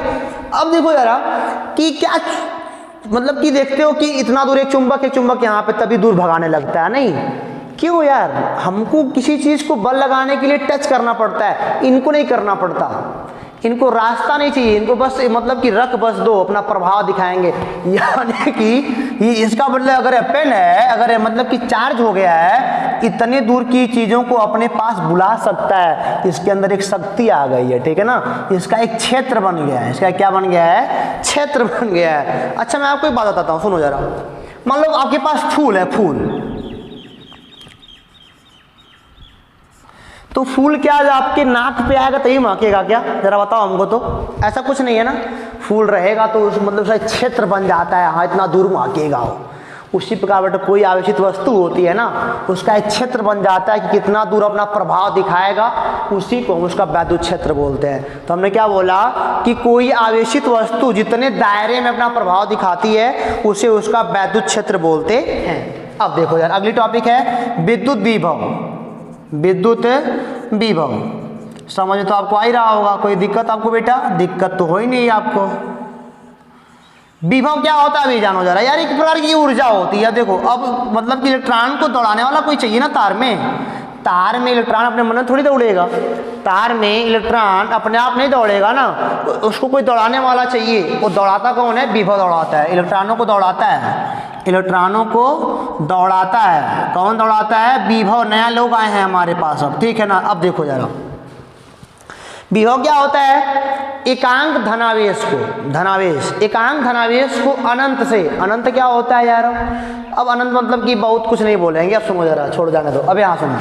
अच्छा मान लो कोई प्लस वाला आवेश है, या मान लो कोई प्लस वाला आवेश है और अगले वाले चुंबक, मान लो अभी चुंबक समझो तुम, चुंबक देखो जरा, मान लो चुंबक है कोई और यह भी चुंबक है, और जानते हो बेटा चुंबक कभी कभी प्रतिकर्षण गुण दिखाते हैं, नहीं कि हम कितना बल लगाएं पास में दूर भगाते हैं अपने आप को, और अगर हमको उनको पास लाना होता है ना तो हमको अलग से बल लगाना पड़ता है, लेकिन फिर भी चपकते नहीं हो, कभी कभी ऐसा होता है ना। तो बेटा अभी आगे चुंबक वाला जब पार्ट पढ़ेंगे तो वहाँ पे समझ में आएगा कि जब बेटा नॉर्थ पोल को पास लाया जाता है तो ये दूसरे को प्रतिकर्षित करते हैं, और नॉर्थ पोल साउथ पोल को पास लाया जाता है आकर्षित कर लेते हैं, वो तो ये होता है। इसी प्रकार प्लस वाले को जब प्लस के पास ले आओगे ना, मान लो इनको इनके पास ले आओ, तो बेटा यह रिपल करेगा, इनको दूर भगाएगा, प्रतिकर्षण करेगा, क्योंकि समान आवेश एक दूसरे को प्रतिकर्षित करते हैं। देखो जरा अब इसका अगर यहाँ पे कोई आवेश है, मान लो कोई वस्तु है, चार्ज है, तो इसका एक क्षेत्र बनेगा, इसका क्या बनेगा, वैद्युत क्षेत्र बनेगा, कि उस क्षेत्र के अंदर कोई भी आएगा तो बल अनुभव करेगा। चुंबक समझो, चुंबक से मान लो यहाँ पे कोई चुंबक है रखा गया है, तो बेटा एक मान लो लोहे का टुकड़ा अगर यहाँ पे इतने दायरे में ले आओ कहीं भी ना, तो लगेगा हाँ को कोई खींच रहा है ना, क्योंकि इसका एक क्षेत्र बन जाता है। उसी प्रकार अगर यहाँ पे कोई आवेशित वस्तु है ना, इसका भी क्षेत्र बन जाता है, और यहाँ से अगले को ले आओगे तो यहीं से अनुभव करेगा हमारे ऊपर कोई बल लगा रहा है, इनको अपने अंदर आने नहीं देगा। तो बेटा अब देखो जरा, मैं एक बात को समझाता हूँ आपको, ठीक है। एनर्जी एक प्रकार की है, विभव क्या होता है, एक एनर्जी होती है। अच्छा मान लो तुम्हारे पास एक दीवार है, ठीक है ना, दीवार है, और यहाँ पे चलो मान लो स्प्रिंग लगा, स्प्रिंग नॉर्मल स्प्रिंग है। अब स्प्रिंग को मैंने दबाया, स्प्रिंग को मैं दबा दूं अगर ऐसे दम लगा के, यार दम लगा दे, मैंने बल लगा रहा हूँ ना, मेरी अगर मैंने रोटी खाई है तो मेरी रोटी पच जाएगी, एनर्जी मैं दूंगा ना। स्प्रिंग को दबाने में एनर्जी लगेगी भाई, मोटा स्प्रिंग अगर रहे ना एनर्जी लगेगी। चलो दबाया इनको, ये दबा दिया, मेरी एनर्जी कम हो गई ना। अगर मैं दिन भर दबाते रहूँ इसको ना तो मुझे फिर से भूख लग जाएगी। क्यों? क्योंकि मेरी एनर्जी स्प्रिंग ले रहा है बार बार, एनर्जी मैं अपना निकाल रहा हूँ ना भाई, काम मैं करता हूँ तो एनर्जी निकलती है, एनर्जी मुझे फिर से भूख लगती है तब तो, इसीलिए तो मैं दबा रहा हूँ तो एनर्जी निकल रही है। अच्छा रुको जरा, इनको दबा दिया। अच्छा मान लो मैं यहाँ पे कोई ईंटा रख दूँ, ईंटा, अभी मैंने हटा दिया ऐसे इसको, अब स्प्रिंग अचानक जाएगा, ईंट को मारेगा फटाक से, ईंट कहीं दूर जा गिर जाएगा। ऐसा होता है, ऐसा होता है ना। अच्छा बताओ, स्प्रिंग ने ईंट को दूर भगा दिया, यह बात मानोगे? अच्छा बताओ, किसी चीज़ को ढोने के लिए एनर्जी चाहिए होती है ना। अगर ईंट को आपको बेटा एक कदम भी आगे ले जाना हो, अगर आपके पास ईंट रखा हो, ईंट को एक कदम आगे ले जाना हो तो आपको उठाना पड़ेगा, एनर्जी लगानी पड़ेगी, तब वो एक कदम आगे जाएगा, नहीं तो जाएगा नहीं, है ना। तो सोचो स्प्रिंग ने कैसे ईंट को यहाँ से यहाँ भगा दिया, जानते हो कैसे किया? क्योंकि मैंने स्प्रिंग पे काम किया था, मेरा वाला एनर्जी कौन ले लिया? स्प्रिंग, और वही एनर्जी किसको दे दिया? ईंट को ले आके दे मारा।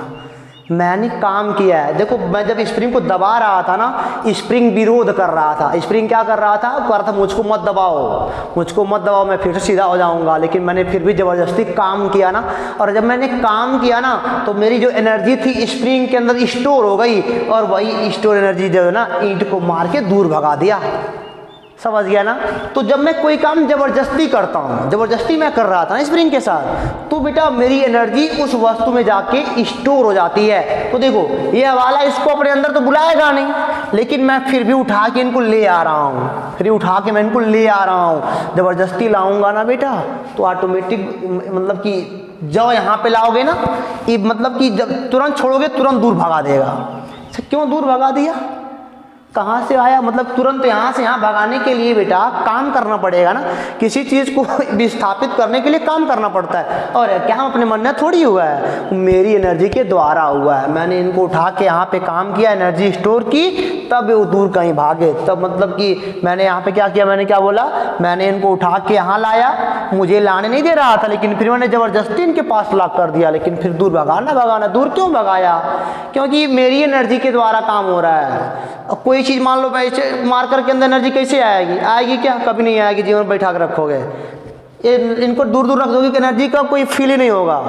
लेकिन सपोज कर दो चुंबक हैं, दोनों चुंबक को पास बहुत बल लगा के ले आओ, जब नॉर्थ वाला पोल टच कराओगे तो टच होता नहीं है, लेकिन फिर अगर पास ले आओ, छोड़ दो ना तो कुछ दूर जा गिरेगा। क्यों? क्योंकि मैंने काम किया है। मैंने क्या, कहीं दूर जा रहा है, किसी चीज़ को दूर ले जाने के लिए ऊर्जा चाहिए ना, ऊर्जा कहाँ से आई? मैंने काम किया था। काम मैंने कौन किया था? मैंने किया था। तो देखो जरा, आपको समझ में आ गया ना कि मतलब ये विरोध कर रहा है, फिर भी मैं काम कर रहा हूँ, तो मेरी एनर्जी और ख़त्म हो रही है। मेरी एनर्जी खत्म नहीं है, इनके अंदर स्टोर हो रही है, स्टोर कर रहा है। तो इसीलिए मैंने बोला है एकांक धनावेश को अनंत से, अनंत मतलब क्या होता है बेटा? अब देखो छोटा सा पदार्थ है, अब बहुत दूर से पकड़ के ले आ रहे हैं, उसी को अनंत बोलते हैं। अनंत माने यह नहीं कि मैं अगर यहाँ बैठा हूँ स्कूल में तो मतलब कि कई 100 किलोमीटर दूर से नहीं, मतलब कि जैसे मैंने बोला ना, ये मान लो चींटी हमारे लिए चींटी है, तो चींटी के लिए पूरा व्हाइट बोर्ड क्या होता है? अनंत होता है। संसार यही है उसके लिए। तो मतलब कि छोटा आवेश है तो 2 मीटर 3 मीटर की तुलना में वही अनंत होता है। तो अनंत मैंने क्या लिखा है आपको? एकांक धनावेश को अनंत से विद्युत क्षेत्र के किसी बिंदु तक लाने में किया गया कार्य, उस बिंदु पर विभव कहलाता है। विभव का फार्मूला क्या होता है? V बराबर W/Q होता है, याद कर लो। एकांक धनावेश को अनंत से विद्युत क्षेत्र के किसी बिंदु तक लाने में जो कार्य किया जाता है ना, उसे हम क्या बोलते हैं? विभव बोलते हैं। उस बिंदु पर विभव बोलते हैं। मान लो यहाँ से यहाँ तक, मान लो तुमने W काम किया इस बिंदु तक लाने में, ये मान लो Q आवेश हो, तो कितना आवेश मतलब कितना यहाँ बनेगा विभव? V बराबर W/Q बनेगा, ठीक है ना। अगर Q का मान 1 ले लो तो V का मान क्या आ जाएगा? W। इसी को हम बोलते हैं एकांक धनावेश को अनंत से वैद्युत क्षेत्र के किसी बिंदु तक लाने में जो कार्य करना पड़ता है उसे हम उस बिंदु पर विभव बोलते हैं। कार्य मतलब कि जो ऊर्जा मैंने वहाँ पे जमाई, जो ऊर्जा मैंने जमाई उसी को हम क्या बोलते हैं बेटा, विद्युत विभव बोलते हैं। ठीक है ना। अब देखो मैंने परिभाषा लिखा है, मान लो W बराबर 1 हो जाए और Q बराबर 1 हो जाए तो V का मान क्या आएगा, 1 वोल्ट आएगा। एक बात और जान लीजिए, विभव का SI मात्रक वोल्ट होता है। विभव का SI मात्रक क्या होता है, वोल्ट होता है बेटा। तो मैंने एक परिभाषा और लिख दिया है, यदि 1 कूलाम आवेश को, अगर 1 कूलाम आवेश को अनंत से वैद्युत क्षेत्र तक लाने में 1 जूल का कार्य करना पड़े तो इस बिंदु पर 1 वोल्ट का विभव बनेगा। अगर एकांक आवेश को अनंत से वैद्युत क्षेत्र के किसी बिंदु तक लाने में 1 जूल का कार्य करना पड़े तो इस बिंदु पर 1 वोल्ट का विभव बनेगा। अब हमारी बात समझ में आ गई ना। तो विभव एक प्रकार की ऊर्जा होती है जो मैं उसको चार्ज पकड़ के ले आता हूँ, यहाँ पे ऊर्जा बनता जाता है। तो बेटा यह बात अगर समझ में आ गई तो इसको मिटा के हम चलते हैं अगले वाले पेज पर। तो देखते हैं अगला वाला पेज एक सवाल का है, फिर आ जाएंगे हम विभवांतर पर। सवाल है आपके सामने कि आपने अपने नोट में लिखा होगा, यदि एक इलेक्ट्रॉन को अनंत से किसी बिंदु तक लाने में, वैद्युत क्षेत्र के किसी बिंदु तक लाने में किया गया कार्य 64 जूल हो। W बराबर कितना है बेटा, 64 जूल है।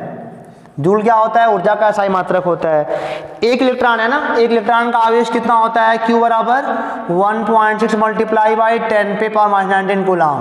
तो V का मान पूछ रहा है ना, V बराबर W/Q होता है। तो W का मान 64 है, इसका मान 1.6 मल्टीप्लाई बाई 10⁻⁹ गुणा भाग करोगे ये आएगा 40 × 10⁻19 वोल्ट। ठीक है ना, बस हो गया। अब देखो अगला टॉपिक है विद्युत विभवांतर। अगला क्या होता है, विद्युत विभवांतर।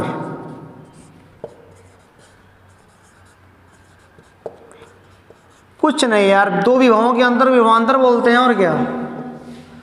देखो जरा, अब मान लो विभवांतर क्यों बनाया गया, धारा को चलने के लिए, इलेक्ट्रॉनों को चलने के लिए। अब जानते हो इलेक्ट्रॉन चलेंगे तभी धारा बनेगी। सुनो मेरी बात को, मैं थोड़ा आगे चलता हूँ, थोड़ा लेके आपको। विभव विभवांतर में कोई खास अंतर नहीं है, लेकिन अब देखो जरा, मान लो ये कोई आवेश है तो इसका कोई क्षेत्र बना होगा। चलो क्षेत्र में कोई 2 बिंदु लेते हैं, या मान लो बिंदु A है और या मान लो बिंदु B है। तो मान लो Q आवेश को आप बेटा B से पकड़ के A तक ले आए, दोनों वैद्युत क्षेत्र बिंदु हैं, अनंत से B पे आया, फिर B से कहाँ पे, A पे आया। तो वास्तव में बेटा इसी बोलते यहाँ का विभव कुछ और होगा, क्योंकि यहाँ तक लाने मैंने कुछ और कार्य किया है, और यहाँ का विभव कुछ और होगा क्योंकि यहाँ तक लाने में कुछ और काम किया। स्प्रिंग वाली बात सोचो, अगर ज़्यादा दबाओगे तो एनर्जी ज़्यादा आएगी। मान लो आपके हाथ में रबड़, गुलेल का अगर मान लो रस्सी ज़्यादा खींचोगे तो बल ज़्यादा लगेगा, कम खींचोगे तो बल लगेगा कम। अगर ज़्यादा खींचोगे तो कंकड़ दूर तक जाएगा, कम खींचोगे तो कम दूर तक जाएगा। तो बेटा यहाँ तक पकड़ के लाओगे तो कुछ और काम करना पड़ेगा, यहाँ तक लाओगे कुछ और काम करना पड़ेगा। इसी को दोनों बिंदुओं के बीच का बोलते हैं विभवांतर। देखो B से लाए हो ना, इसे बोलते हैं VA माइनस VB बराबर W/Q।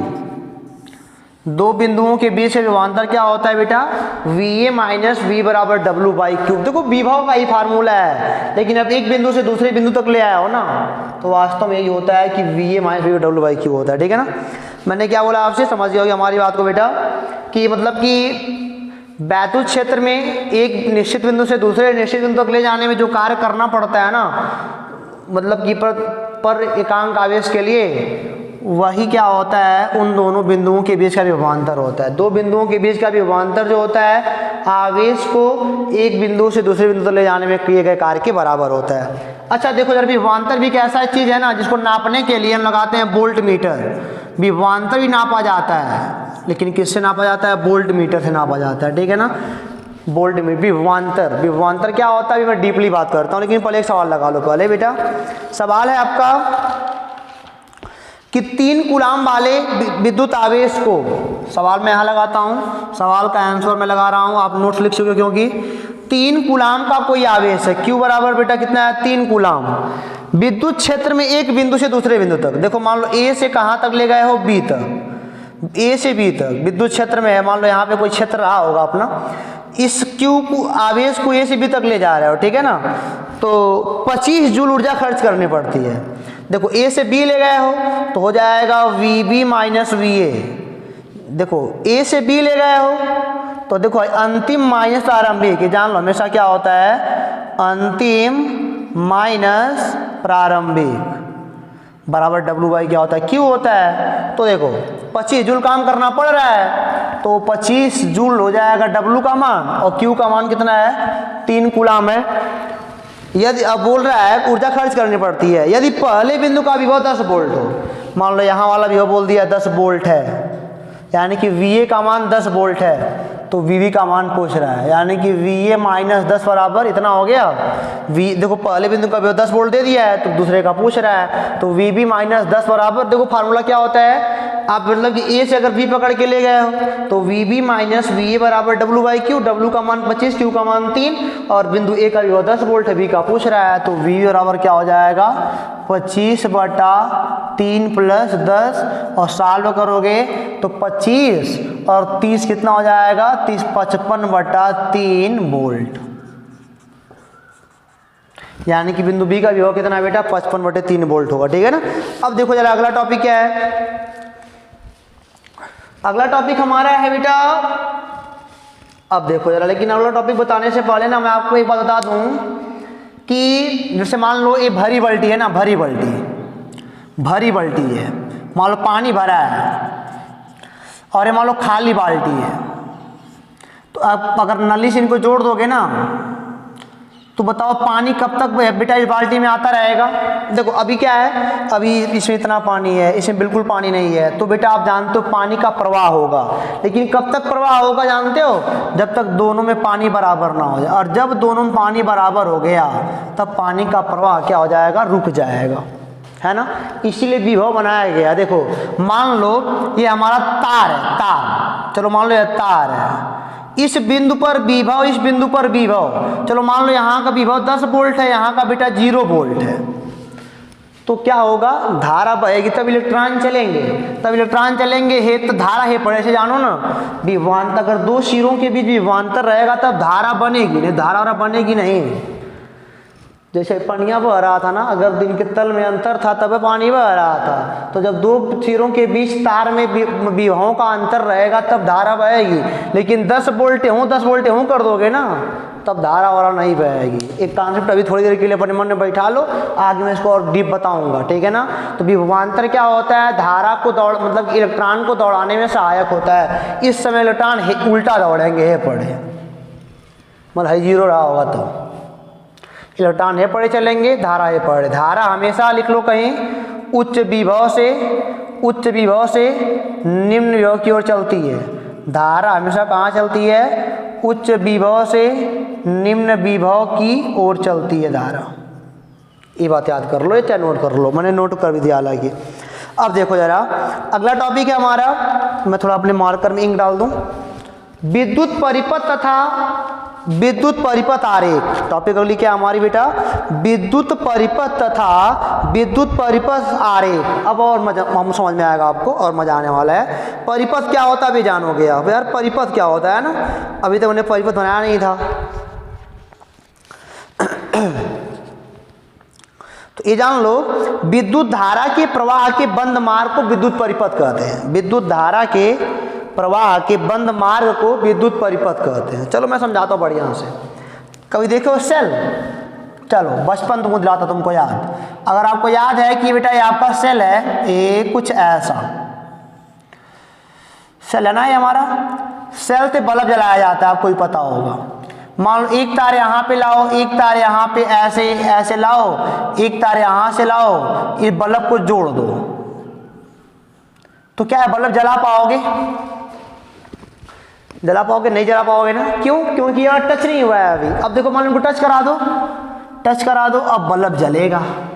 अब देखो, अब बेटा बल्ब क्यों जल रहा है जानते हो? सेल ने देखो, इसे परिपथ बोलते हैं, इसी को हम बोलते हैं परिपथ, इसी को हम क्या बोलते हैं? परिपथ। देखो सब ओर से बंद हो गया ना, बिल्कुल कहीं खुला नहीं, ये बंद हो गया। जब बंद हो गया ना तब बन गया परिपथ, और बंद परिपथ में धारा बहती है, और तभी यह जलता नहीं है। ये जलता क्या?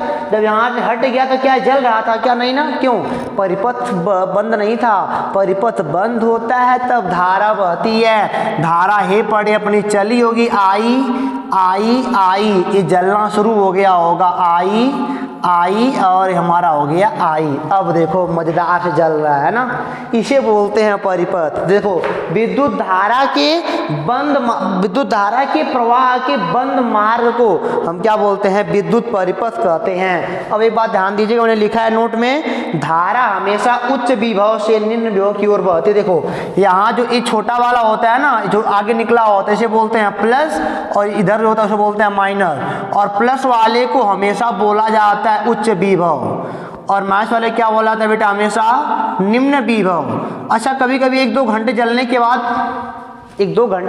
बाद क्या होता है, बैठ जाता है। अच्छा आपने सेल देखा होगा तो आपके सेल पे लिखा होगा 2.5 वोल्ट। क्या लिखा होगा, 2.5 वोल्ट लिखा होगा। 2.5 वोल्ट का मतलब जानते हो क्या होता है, कि यहाँ पे विभव जो है वो 2.5 वोल्ट है, और यहाँ पे 0 वास्तव में विभवांतर दिया होता है। सेल का विभव अगर इतना दिया है ना, तो मतलब कि सेल के इस सिरे और इस सिरे का विभवांतर 2.5 वोल्ट दिया गया होता है। अब घटा के देख लो, 2.5 माइनस 0, देखो विभव, यहाँ वाला विभव माइनस यहाँ वाला विभव, इतना नहीं आएगा, विभवांतर होता है, विभव नहीं होता है, सेल का विभवांतर होता है, विभवांतर। अच्छा 1-2 घंटे बाद मैंने बोला सेल बैठ जाएगा। अभी क्यों बैठ जाएगा जानते हो, क्या होता है, क्योंकि ये विभव की ऊर्जा होती है, ऊर्जा लगातार जब खत्म होगी ना, जब बेटा यूँ 0 हो जाएगा, विभव ऊर्जा होती है ना भाई, वही मैंने बताया आपको, जब यहाँ वाली ऊर्जा 2.5 वोल्ट खत्म हो जाएगी तो यहाँ भी 0, यहाँ भी 0 हो जाएगा। जब दोनों 0 हो जाएगा तो क्या विभव का अंतर होगा, नहीं ना। जब विभव का अंतर, धारा बहेगी नहीं ना, उसी को बोलते हैं सेल डिस्चार्ज हो गया, विभव खत्म हो गया। डिस्चार्ज होने का मतलब क्या होता है बेटा, विभव खत्म हो गया। तो विभवांतर को आप समझ गया ना, कि सेल का विभवांतर होता है इस और सिरे के बीच का विभवांतर होता है, सर्किट पूरा होता है, परिपथ पूरा होता है, धारा बहती है, और नहीं होता है तो नहीं बहती है। और बेटा तब तक बहती है जब तक कि विभव का अंतर मतलब सेल के सिरों के बीच बना हुआ है। अगर सेल के सिरों के बीच अंतर नहीं बना हुआ है तो नहीं बह, तो धारा बहबे नहीं करेगा। तो मतलब कि खुले तार में धारा नहीं बहेगी जब तक सर्किट कंप्लीट नहीं होगा ना, जब तक परिपथ पूरा बंद नहीं होगा तब तक धारा नहीं बहेगी। अब देखो जरा, यहीं पे मैं आपको समझाने का काम आपको करता हूँ। देखो अब इसी को हम लोग किताब में ऐसे बनाते हैं, सेल को ऐसे नहीं बनाएंगे, सेल को ऐसे बनाएंगे, एक बड़ा और एक छोटा, बड़े वाले को बोलते हैं प्लस, छोटे वाले को बोलते हैं माइनस, ऐसे तार निकला होगा। अब देखो जरा, यहाँ पे होगा हमारा बल्ब होगा, यहाँ पे क्या होगा हमारा बेटा बल्ब होगा। और एक बात और देखो जरा, यहीं पे मैं सब समझा दे रहा हूँ आपको, ठीक है ना। अब देखो जरा, ऐसे यहाँ पे लगा होता अमीटर, अमीटर को दिखाते हैं कैपिटल ए से। अमीटर क्या करता है बेटा, एक ऐसा यंत्र है जो बताता है कि परिपथ में कितने एम्पीयर धारा बह रही है। अच्छा यहाँ पे लगा होता है कुंजी, यहाँ पे क्या लगा होता है कुंजी, ऐसे जानते हो, इसे बोलते हैं कुंजी, इसे क्या बोलते हैं कुंजी। और कुंजी में ऐसे बना होता है, ए वाला जो कुंजी बना है ना, ए वाला जब बेटा इस ब्रैकेट के अंदर बिंदु बना रहेगा इसे बोलते हैं बंद कुंजी, और जब बेटा ऐसे खुला रहेगा ना इसे बोलते हैं खुली कुंजी। कुंजी माने होता है स्विच, क्या होता है बेटा SWITCH। अगर स्विच बंद है तो धारा बहेगी, धारा बहेगी।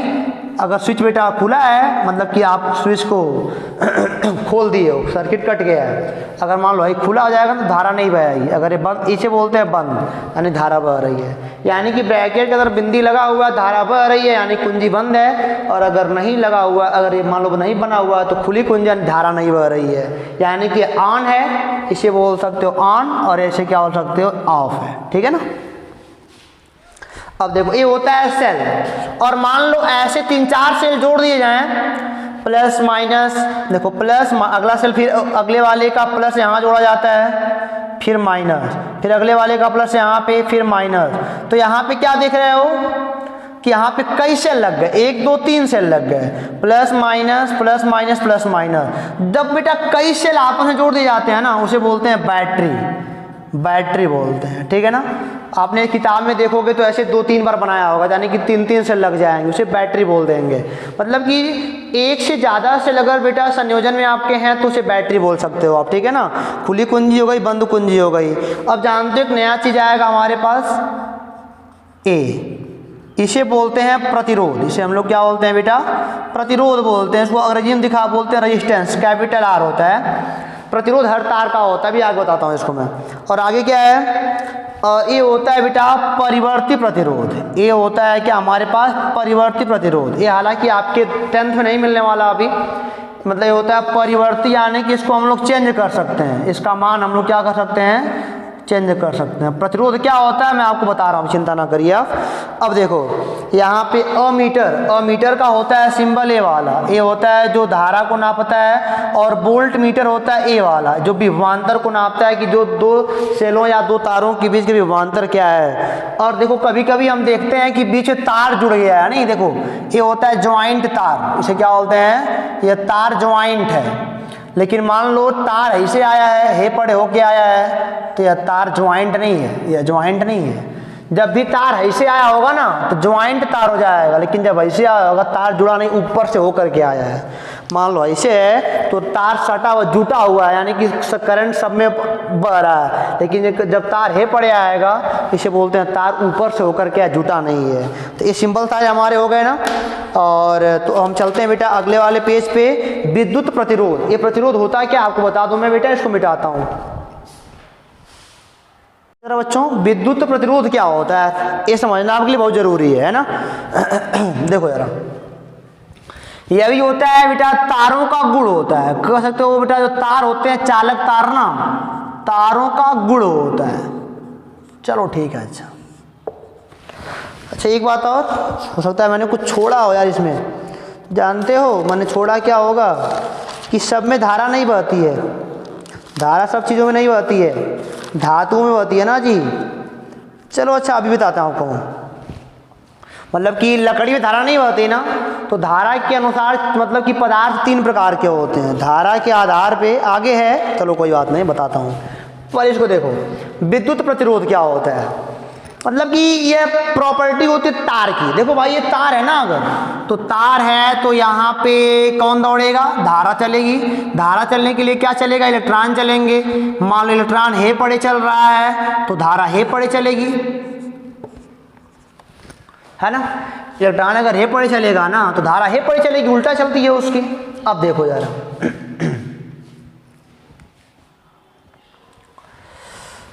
अब जानते हो क्या होता है,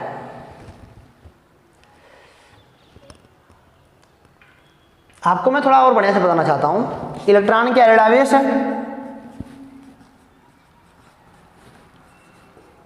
और बेटा प्रोटॉन क्या है, धनावेश है।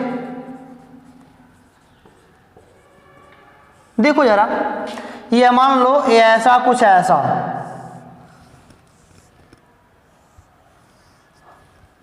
यहां बल्ब लगा दो, सर्किट है ना एक हमारा, ए प्लस का और ए माइनस का, सर्किट पूरा हो गया ना। अब करंट दौड़ेगा आई, करंट हमेशा उच्च विभव से कहाँ बहता है, निम्न विभव की ओर। देखो प्लस वाला उच्च होता है और माइनस वाला क्या होता है बेटा, निम्न होता है। चलो ठीक है। अच्छा वास्तव में जानते हो क्या होता है, ये वाला प्लस है और इधर जो भी इलेक्ट्रॉन है ये सबको अपने पास बुलाता है। ये प्लस वाला क्या करता है, इधर जो भी इलेक्ट्रॉन है सबको अपने पास बुलाता है, क्योंकि इसके पास ऊर्जा है भाई। यहाँ पे प्लस माइनस क्यों बना, क्योंकि ऊर्जा है ना, जुटा इकट्ठा करके रखे हो ना, जो रखे तो काम करना पड़ा है, वही ऊर्जा के रूप में जो सर्किट पूरा कर लिया अपने इलेक्ट्रॉन। देखो ये वाला प्लस वाला इलेक्ट्रॉनों को अपने आकर्षित कर रहा है। देखो इलेक्ट्रॉन और इलेक्ट्रॉन ऋण का है, प्रोटॉन प्लस का है, दोनों एक दूसरे को आकर्षित करते हैं। तो ये वाला प्रोटॉन होता है ना बेटा, क्योंकि प्रोटॉन तो निकलता नहीं है, इलेक्ट्रॉन वाले को अपनी ओर खींचता है। इलेक्ट्रॉन जब हे पड़े चलता है ना तो धारा हे पड़े बहती है, देखा ना। अब देखो यहाँ पे प्रतिरोध क्या होता है, तारों का गुण होता है, जानते हो। अब मान लो आप मान लो इलेक्ट्रॉन हो, रास्ता है ना, रास्ता है तो रास्ता बेटा, क्या आप हर रास्ते पर समान वेग से दौड़ सकते हो, कोई रास्ता बढ़िया होगा कोई खराब होगा, है ना। प्रतिरोध जो है ना बेटा, कांटा एक प्रकार का है, प्रतिरोध ना, प्रतिरोध एक प्रकार का मतलब कि कांटा है बेटा, कांटा क्या है, कांटा किसका, धारा के लिए, किसके लिए, धारा के लिए। प्रतिरोध क्या है? एक कांटा है धारा के रास्ते के लिए। अगर मतलब कि प्रतिरोध ज़्यादा है तो धारा का मान कम हो जाएगा। एक बात जान लीजिए, अगर मान लो किसी तार का प्रतिरोध है ना, देखो सब तारों में धारा समान नहीं बहती है। कोई तार अच्छी क्वालिटी का होता है, कोई अच्छी क्वालिटी का नहीं होता है। इसका कारण यही है कि किसी तार में इलेक्ट्रॉन बहुत तेज दौड़ लेते हैं, किसी में नहीं दौड़ पाते हैं। तो बहुत तेज क्यों दौड़ ले रहे हैं? अगर प्रतिरोध कम है तो धारा बेटा बहुत तेज जाएगी, यानी कि रास्ता साफ है, धारा का मान बढ़ जाएगा। और अगर प्रतिरोध बेटा ज़्यादा है ना तार का, तो धारा का मान क्या हो जाएगा? कम हो जाएगा। उसके मार्ग में अड़चन पैदा होगी। तीर ऊपर माने धारा का मान ज़्यादा, तीर नीचे माने मान कम हो जाएगा। तो प्रतिरोध क्या बेटा? प्रतिरोध एक ऐसा अवयव होता है, ध्यान देना मेरी बात को, मैंने क्या बोला? प्रतिरोध एक ऐसा अवयव होता है जो प्रतिरोध किसी चालक का वह गुण होता है जिसके कारण वह अपने अंदर प्रवाहित होने वाली धारा का विरोध करता है। जिसके कारण वह अपने अंदर प्रवाहित होने वाली धारा क्या करता है? विरोध करता है। ठीक है ना, मतलब कि धारा को रोकने काम करता है। और इसको दिखाते हैं कैपिटल आर से। इसे दिखाते हैं इसको हम कैपिटल आर से। इसका प्रतिरोध का मात्रक होता है ओम। क्या होता है बेटा? ओम होता है। ओम का सिंबल ये होता है, एक डमरू लिखा है, ऐसे बनाइएगा। ओम कैसे? देखो ऐसे बनाना, ऐसे निकाल देना है, इसे ओम बोलते हैं। ठीक है ना, प्रतिरोध का मात्रक होता है ओम। एक बात और जान लो बेटा, ये कैसे आया होगा? देखो जरा इसका फार्मूला निकालते हैं। अब देखो मान लो यहाँ पे मान लो सेल 5 वोल्ट का है, सपोज करो। चलो मान लो सेल 5 वोल्ट का है, बल्ब जला रहे हैं, जल रहा है। मान लो 10 वोल्ट का सेल लगा दो, तो बेटा बताओ कि बल्ब तेज जलेगा पहले की अपेक्षा कि धीरे? तो जाहिर सी बात है कहोगे सर ये तेज जलेगा, क्योंकि 10 वोल्ट का सेल लग गया। 20 वोल्ट का लगा दोगे तो बल्ब और तेज जलेगा। 50 वोल्ट का लगाओगे तो बल्ब और तेज जलेगा, ये फूट ना जाए, जल ना जाए। लेकिन क्या देख रहे हो बेटा कि जैसे जैसे विभव का मान बढ़ता है, विभवांतर, विभव तो होता है, विभवांतर होता है। अगर 5 वोल्ट का सेल है तो प्लस वाले पे 5, यहाँ 0 होता है। तो आपने क्या देखा कि जो विभवांतर होता है ना, वह बेटा आई के जो आई धारा होती है वह विभवांतर के प्रोपोर्शन होती है। विभवांतर बढ़ाओगे तो धारा बढ़ जाएगी, तभी ना तेज जल रहा था वो। 5 पे धीरे जला, 10 पे और तेज, 15 पे और तेज, 20 पे और तेज। तो विभवांतर जब बढ़ाओगे ना तो धारा ऑटोमेटिक बढ़ जाएगी, तो भी बढ़ेगा। भाई प्रोपोर्शनल का साइन जब हटाओगे ना तो डेल्टा वी बराबर होता है आई आर। ठीक है ना, इसी आर को हम बोलते हैं प्रतिरोध। आर बराबर हो जाएगा डेल्टा वी बटे आई, समझे? यही होता है आर, यही होता है प्रतिरोध। इस देखो मात्रक क्या होता है? मात्रक बोलोगे सर जी वी का वोल्ट और आई का एम्पियर, वोल्ट पर एम्पियर बोलो या बोलो ओम। प्रतिरोध का मात्रक क्या होता है? ओम या वोल्ट पर एम्पियर। तो वी बराबर आई आर याद कर लोगे तो आर बराबर वी अपन आई अपने आप याद हो जाएगा। इसी को देखो प्रतिरोध का निकल गया फार्मूला, समझ गया ना? कितनी अजीब बात है यार। अच्छा देख रहे हो आर बराबर वी बटे आई हो गया ना, समझ में भी हमारी बात आ गई। अच्छा मान लो आर बराबर वी बटे आई लिखा है, तो नोट्स अगर आपने तैयार किया तो लिखा होगा आपने कि आर का मान वी और आई पर डिपेंड नहीं करता। वी और आई पर आर का मान डिपेंड नहीं करता।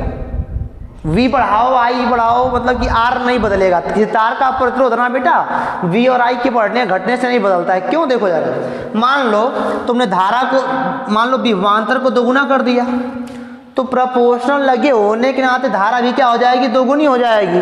अगर है 2 भी तो है 2 आई हो जाएगा। तो 2 आई बटे 2 भी, 2 भी बटे 2 कटे, फिर वही आ जाएगा। मान लो इनको 5 गुना कर दिया, ये भी 5 गुना हो जाएंगे। विभवांतर जितना गुना बढ़ाओगे उतना गुना धारा बढ़ जाएगी, फिर 5 कटे, फिर वही आ जाएगा। तो बेटा आर का मान ना वी और आई पर डिपेंड नहीं करता है, और यह मतलब कि पदार्थ के तार के ताप पर डिपेंड करता है। ठीक है ना। अब देखो सवाल क्या लिखा है, यदि देखो आर का मान मतलब कि पदार्थ की प्रकृति पर, पदार्थ की प्रकृति पर कि कितनी क्षमता उसके अंदर रोकने की है। उतार का मतलब मेटल, जिस मेटल का बना होगा, पदार्थ की प्रकृति पर, ताप पर इत्यादि पर निर्भर करता है। लेकिन वी और आई पर डिपेंड नहीं करता। ताप मान लो घटा बढ़ा दोगे तो कुछ और हो जाएगा, लेकिन ऐसे इन सब पर नहीं घटेगा बढ़ेगा। एक सवाल है, यदि एक परिपथ का विभवांतर प्रवाहित धारा का दोगुना है, जो विभवांतर है बेटा वह बेटा प्रवाहित धारा का दोगुना, धारा का दोगुना है, तो बोल रहा है तो परिपथ के प्रतिरोध की गणना करो। आर का मान पूछा, आर बराबर क्या होता है? अरे भाई डेल्टा वी बटे आई, तो डेल्टा वी का मान 2 आई है, 2 आई बटे आई R बराबर कितना आ जाएगा, 2 ओम आ जाएगा। सवाल है सब, कोई सवाल नहीं, आसान सवाल है, ठीक है ना। अब देखो जरा आगे, धारा के आधार पर पदार्थों का वर्गीकरण। धारा के आधार पर हमने बेटा पदार्थों को बांट दिया है। एक होता है चालक, एक क्या होता है बेटा, चालक पदार्थ होते हैं, और एक होता है बेटा अचालक पदार्थ होते हैं, और एक होता है अर्धचालक पदार्थ होते हैं। धारा के आधार पर पदार्थ 3 प्रकार के, एक चालक और एक अचालक और एक अर्धचालक। चालक क्या होते हैं, जिनमें धारा बहुत तेज बह जाती है, मतलब जैसे लोहा, सोना, चांदी। अचालक क्या होते हैं, जिनमें धारा बिल्कुल नहीं बहती है, जैसे लकड़ी, मार्कर, पेन, प्लास्टिक का। अर्धचालक क्या होते हैं, जिनमें धारा बेटा चालक से तेज बहती है, चालक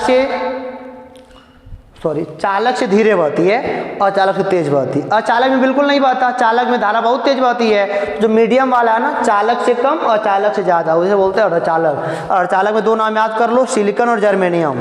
सिलिकॉन और जर्मेनियम ऐसे पदार्थ हैं जिनमें धारा मतलब कि नॉर्मल अवस्था में बहती है। और एक बात और जान लीजिए बेटा कि जो चालक होते हैं ना, जैसे लोहा, सोना, चांदी, इनका तापमान बढ़ाओगे तो प्रतिरोध R का मान बढ़ जाता है, और जब इनका तापमान, अर्धचालक का तापमान बढ़ाओगे तो प्रतिरोध का मान क्या होता है, घट जाता है। एक बात जान लीजिए, इसको याद कर लो, याद करने के लिए, इसमें तो कुछ नहीं होने वाला। अगर चालक में तापमान बढ़ाओगे तो प्रतिरोध का मान बढ़ जाएगा, प्रतिरोध बढ़ेगा, धारा क्या हो जाएगी, घट जाएगी। यानी कि प्रतिरोध बढ़ना तो कांटा बढ़ जाना, और कांटा बढ़ने मतलब कि धारा के लिए रास्ता रुक जाना। तो अर्धचालक में क्या होता है, तापमान बढ़ाओगे धारा और तेज बहेगी, यानी कि R का मान, कांटा खत्म होता है। और अर्धचालक में ताप बढ़ाने पर कांटे खत्म होते हैं, और चालक में ताप बढ़ाने पर कांटे उत्पन्न होते हैं। आप ऐसे याद कर लो। अब देखो, चालक के प्रतिरोध की निर्भरता, जो R है ना, कहाँ डिपेंड करता है, तो जो R है बेटा प्रोपोर्शनल L की लंबाई के होता है, और जो R होता है वह प्रोपोर्शनल होता है 1/, एरिया के, और पदार्थ की प्रकृति पर और ताप पर। 4 बातों पर डिपेंड करता है यार। R बेटा डिपेंड करता है लंबाई पर, लंबाई जितना ज़्यादा रहेगा R का मान उतना ही ज़्यादा होगा। अरे भाई, जब लंबा रास्ता रहेगा तो कांटे बिछा है ना, बहुत ज़्यादा लंबी दूर तक कांटा पे चलोगे, थक नहीं जाओगे, तो वही है, R लंबाई पर डिपेंड करता है। और एक बात और है, एरिया की रेसिप्रोकल होता है। देखो, जो R है ना, एरिया के व्युत्क्रमानुपाती होता है। एरिया बढ़ेगा तो R घट जाएगा। एक बात जान लो, ये अभी आप 10th में हो तो आपके लिए याद करना जरूरी है ये सब, कि बेटा R का मान, लंबाई अगर बढ़ेगी तो R का मान बढ़ जाएगा, यानी कि लंबा कांटा तय करना पड़ेगा, लंबे दूर कांटा पे चलना पड़ेगा, थक जाओगे जल्दी। तो और एरिया अगर ज़्यादा होगा तो R का मान कम हो जाएगा। यह भी जान लो, अगर तार का एरिया मोटा है ना, उसका प्रतिरोध क्या, अगर तार मान लो मोटा है तो उसका प्रतिरोध कम हो जाएगा, जान लो, लेकिन लंबा है तो प्रतिरोध बढ़ जाएगा। 2 बातें हो गई हमारे पास ना। अब देखो जरा, इनको मिलाने पर जानते हो, अब देखो ये हमारे पास नए मेहमान आने वाले हैं। 1 और 2 को मिलाया जाए तो R प्रोपोर्शनल टू हो जाएगा L/A। जब ये प्रोपोर्शनल आएगा ना तो R बराबर आता है रो L/A। अब इस रो को जानते हो क्या बोलते हैं, इसको बोलते हैं विशिष्ट प्रतिरोध। विशिष्ट प्रतिरोध बोलते हैं। किसी भी चालक का मतलब कि प्रत्येक चालकों का कुछ न कुछ विशिष्ट प्रतिरोध होता है और कन्फर्म होता है। ये अभी एक कांस्टेंट है, कह सकते हो अभी क्या एक कांस्टेंट है, जो आगे कह सकते हो, हाँ ये भी क्या है, कांस्टेंट है। मैंने क्या बोला, R बराबर रो इंटू L/A। रो क्या होता है, विशिष्ट प्रतिरोध होता है, ठीक है ना। और रो बराबर लिखोगे ना तो हो जाएगा RA/L। रो का फार्मूला क्या हो जाएगा, RA/ क्या हो जाएगा हमारा बेटा, L हो जाएगा, ठीक है ना। और मान लो एरिया का मान 1 ले लिया जाए, लंबाई का मान 1 ले लिया जाए, तो रो का मान क्या आ जाएगा, R आ जाएगा। रो देखना, रो P बना के थोड़ा सा निकाल देते हैं, तो हो जाएगा बेटा कि किसी चालक का विशिष्ट प्रतिरोध वह प्रतिरोध होता है। देखो, विशिष्ट प्रतिरोध वह प्रतिरोध होता है जो उस पदार्थ के 1 मीटर लंबे व 1 वर्ग मीटर अनुप्रस्थ काट के तार द्वारा उत्पन्न किया जाता है, ठीक है ना। अब देखो जरा, अब जो ये रो होता है ना, ये पदार्थ की प्रकृति होती है। यह क्या होती है? पदार्थ की प्रकृति होती है। पदार्थ की प्रकृति होती है। याद कर लो कि ये बेटा एल और ए पर डिपेंड नहीं करता। रो का मान ना लंबाई और क्षेत्रफल पर डिपेंड नहीं करता। लंबाई कुछ भी हो, एरिया कुछ भी हो, किसी पर डिपेंड नहीं करेगा। ये पदार्थ की प्रकृति होती है। लोहा तो उसकी अपनी हमेशा बनी रहेगी वही चीज़, कभी घटती बढ़ती नहीं है, ऐसे कर सकते हो, ठीक है ना। तो इसके कन्फर्म मान किताब में दिए होते हैं याद करने के लिए, तो ये बात जान लो आप।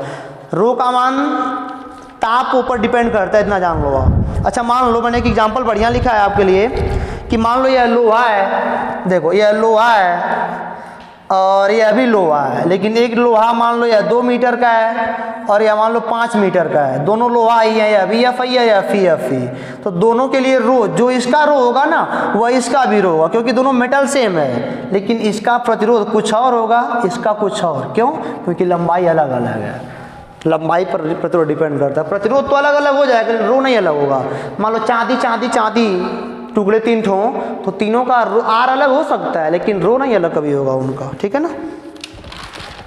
एक सवाल लिखा बेटा मैंने आपके लिए, 2 सवाल है और इसी के साथ हम बेटा वीडियो को यहीं पे क्लोज करेंगे हम लोग आज, और फिर बाकी कल पढ़ेंगे क्योंकि लंबा वीडियो हो जा रहा है ना, और आपके पास 11 पेज हो गए।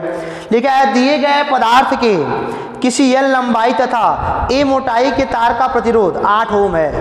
एक कोई पदार्थ दिया गया है, सुनिएगा जरा, और एल लंबाई, एक कोई पदार्थ का तार है जिसकी लंबाई एल है और उसका बेटा मोटाई ए है। मोटाई मतलब एरिया कह सकते हो। देखो लंबाई एल है और मोटाई क्या है? ए है। मान लो कोई पदार्थ है, सवाल मैं यहाँ लगा रहा हूँ, तो लंबाई अगर एल है, मोटाई ए है, तो आप बताओ आर क्या होगा इसका? रो वही रहेगा, पदार्थ है तो। मान लो पदार्थ का रो का मान नहीं दिया है, लगता है रो का मान नहीं दिया है, ठीक है ना, कोई बात नहीं। पदार्थ है, पदार्थ चलो मान लो रो है, ठीक है ना। रो इंटू एल बाई ए होता है, आर बराबर रो इंटू एल बाई ए होता है। चलो समीकरण नंबर 1 हो गया। और एक बात और दिया है कि उसका प्रतिरोध 8 ओम है। आर का मान दिया 8 ओम, 8 ओम रो इंटू एल बाई ए, समीकरण नंबर चलो 1 हो गया। अगला है कि इसी पदार्थ का एक कोई तार है, उसका प्रतिरोध बताओ आर डैश। अब इसी पदार्थ का है, लेकिन बेटा उसकी लंबाई क्या है? 2 एल बाई 2 है। अब फिर अब किसी पदार्थ का बेटा आर बराबर रो इंटू एल बाई ए होता है, तो आर डैश मान लो है, तो इसका रो तो वही रहेगा। लंबाई आधी हो चुकी है और एरिया 2 गुना हो चुका है, तो आर डैश बराबर पहले का होता है चौथा, दूसरे का होता है तीसरा, तो हो जाएगा rho L by A into 1/4। गुणा भाग करोगे तो इतना आएगा। इसका मान कितना दिया? 8 दिया है, तो आर डैश बराबर 8 गुणे 1/4 यानी कि 2। सवाल थोड़ा पेचीदा नहीं है, लेकिन बेटा थोड़ा समझदार वाला है ना। मैंने क्या बोला? जब लंबाई एल थी, एरिया ए था, रो तो बेटा वही रहेगा, पदार्थ वही है, तब आर का मान 8 था, तो इसका मान निकल गया। लेकिन बोल रहा है कि आर का मान तब बताओ जब लंबाई आधी, एरिया 2 गुना हो जाए। देख रहे हो आपके सामने है, तो कल इसका मान हमने यहाँ से रख लिया, मान दिया गया था। अगला सवाल है 120 सेंटीमीटर लंबे, एल का मान दिया है 120 सेंटीमीटर लंबा तार है कोई, ठीक है ना, और 0.04 मिमी व्यास। 0. व्यास मतलब कि तार की मोटाई, मान लो ये तार है, मोटाई इसका जो व्यास है ये 0.04, तो त्रिज्या आर कितना आ जाएगा? आर बराबर 0.02 सेंटीमीटर आएगा, नहीं मीटर, मिमी है, सॉरी मिमी है, मिमी है। चलो कोई बात नहीं है।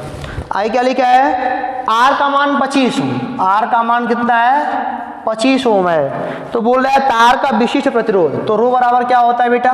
रो बराबर आर ए बाई एल होता है। आर का मान कितना है? 25 ओम। एरिया का मान कितना है? देखो अब एरिया इसका निकालना पड़ेगा, पाई आर स्क्वायर। वृत्त का एरिया क्या होता है? पाई आर स्क्वायर। तो पाई का मान 3.14 आर स्क्वायर।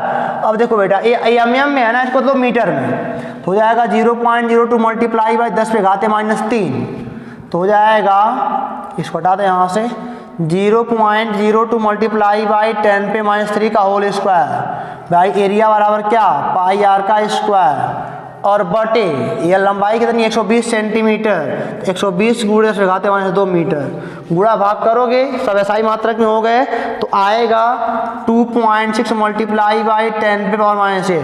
अच्छा रो का मात्रक क्या होता है? रो का मात्रक देखो जरा, तो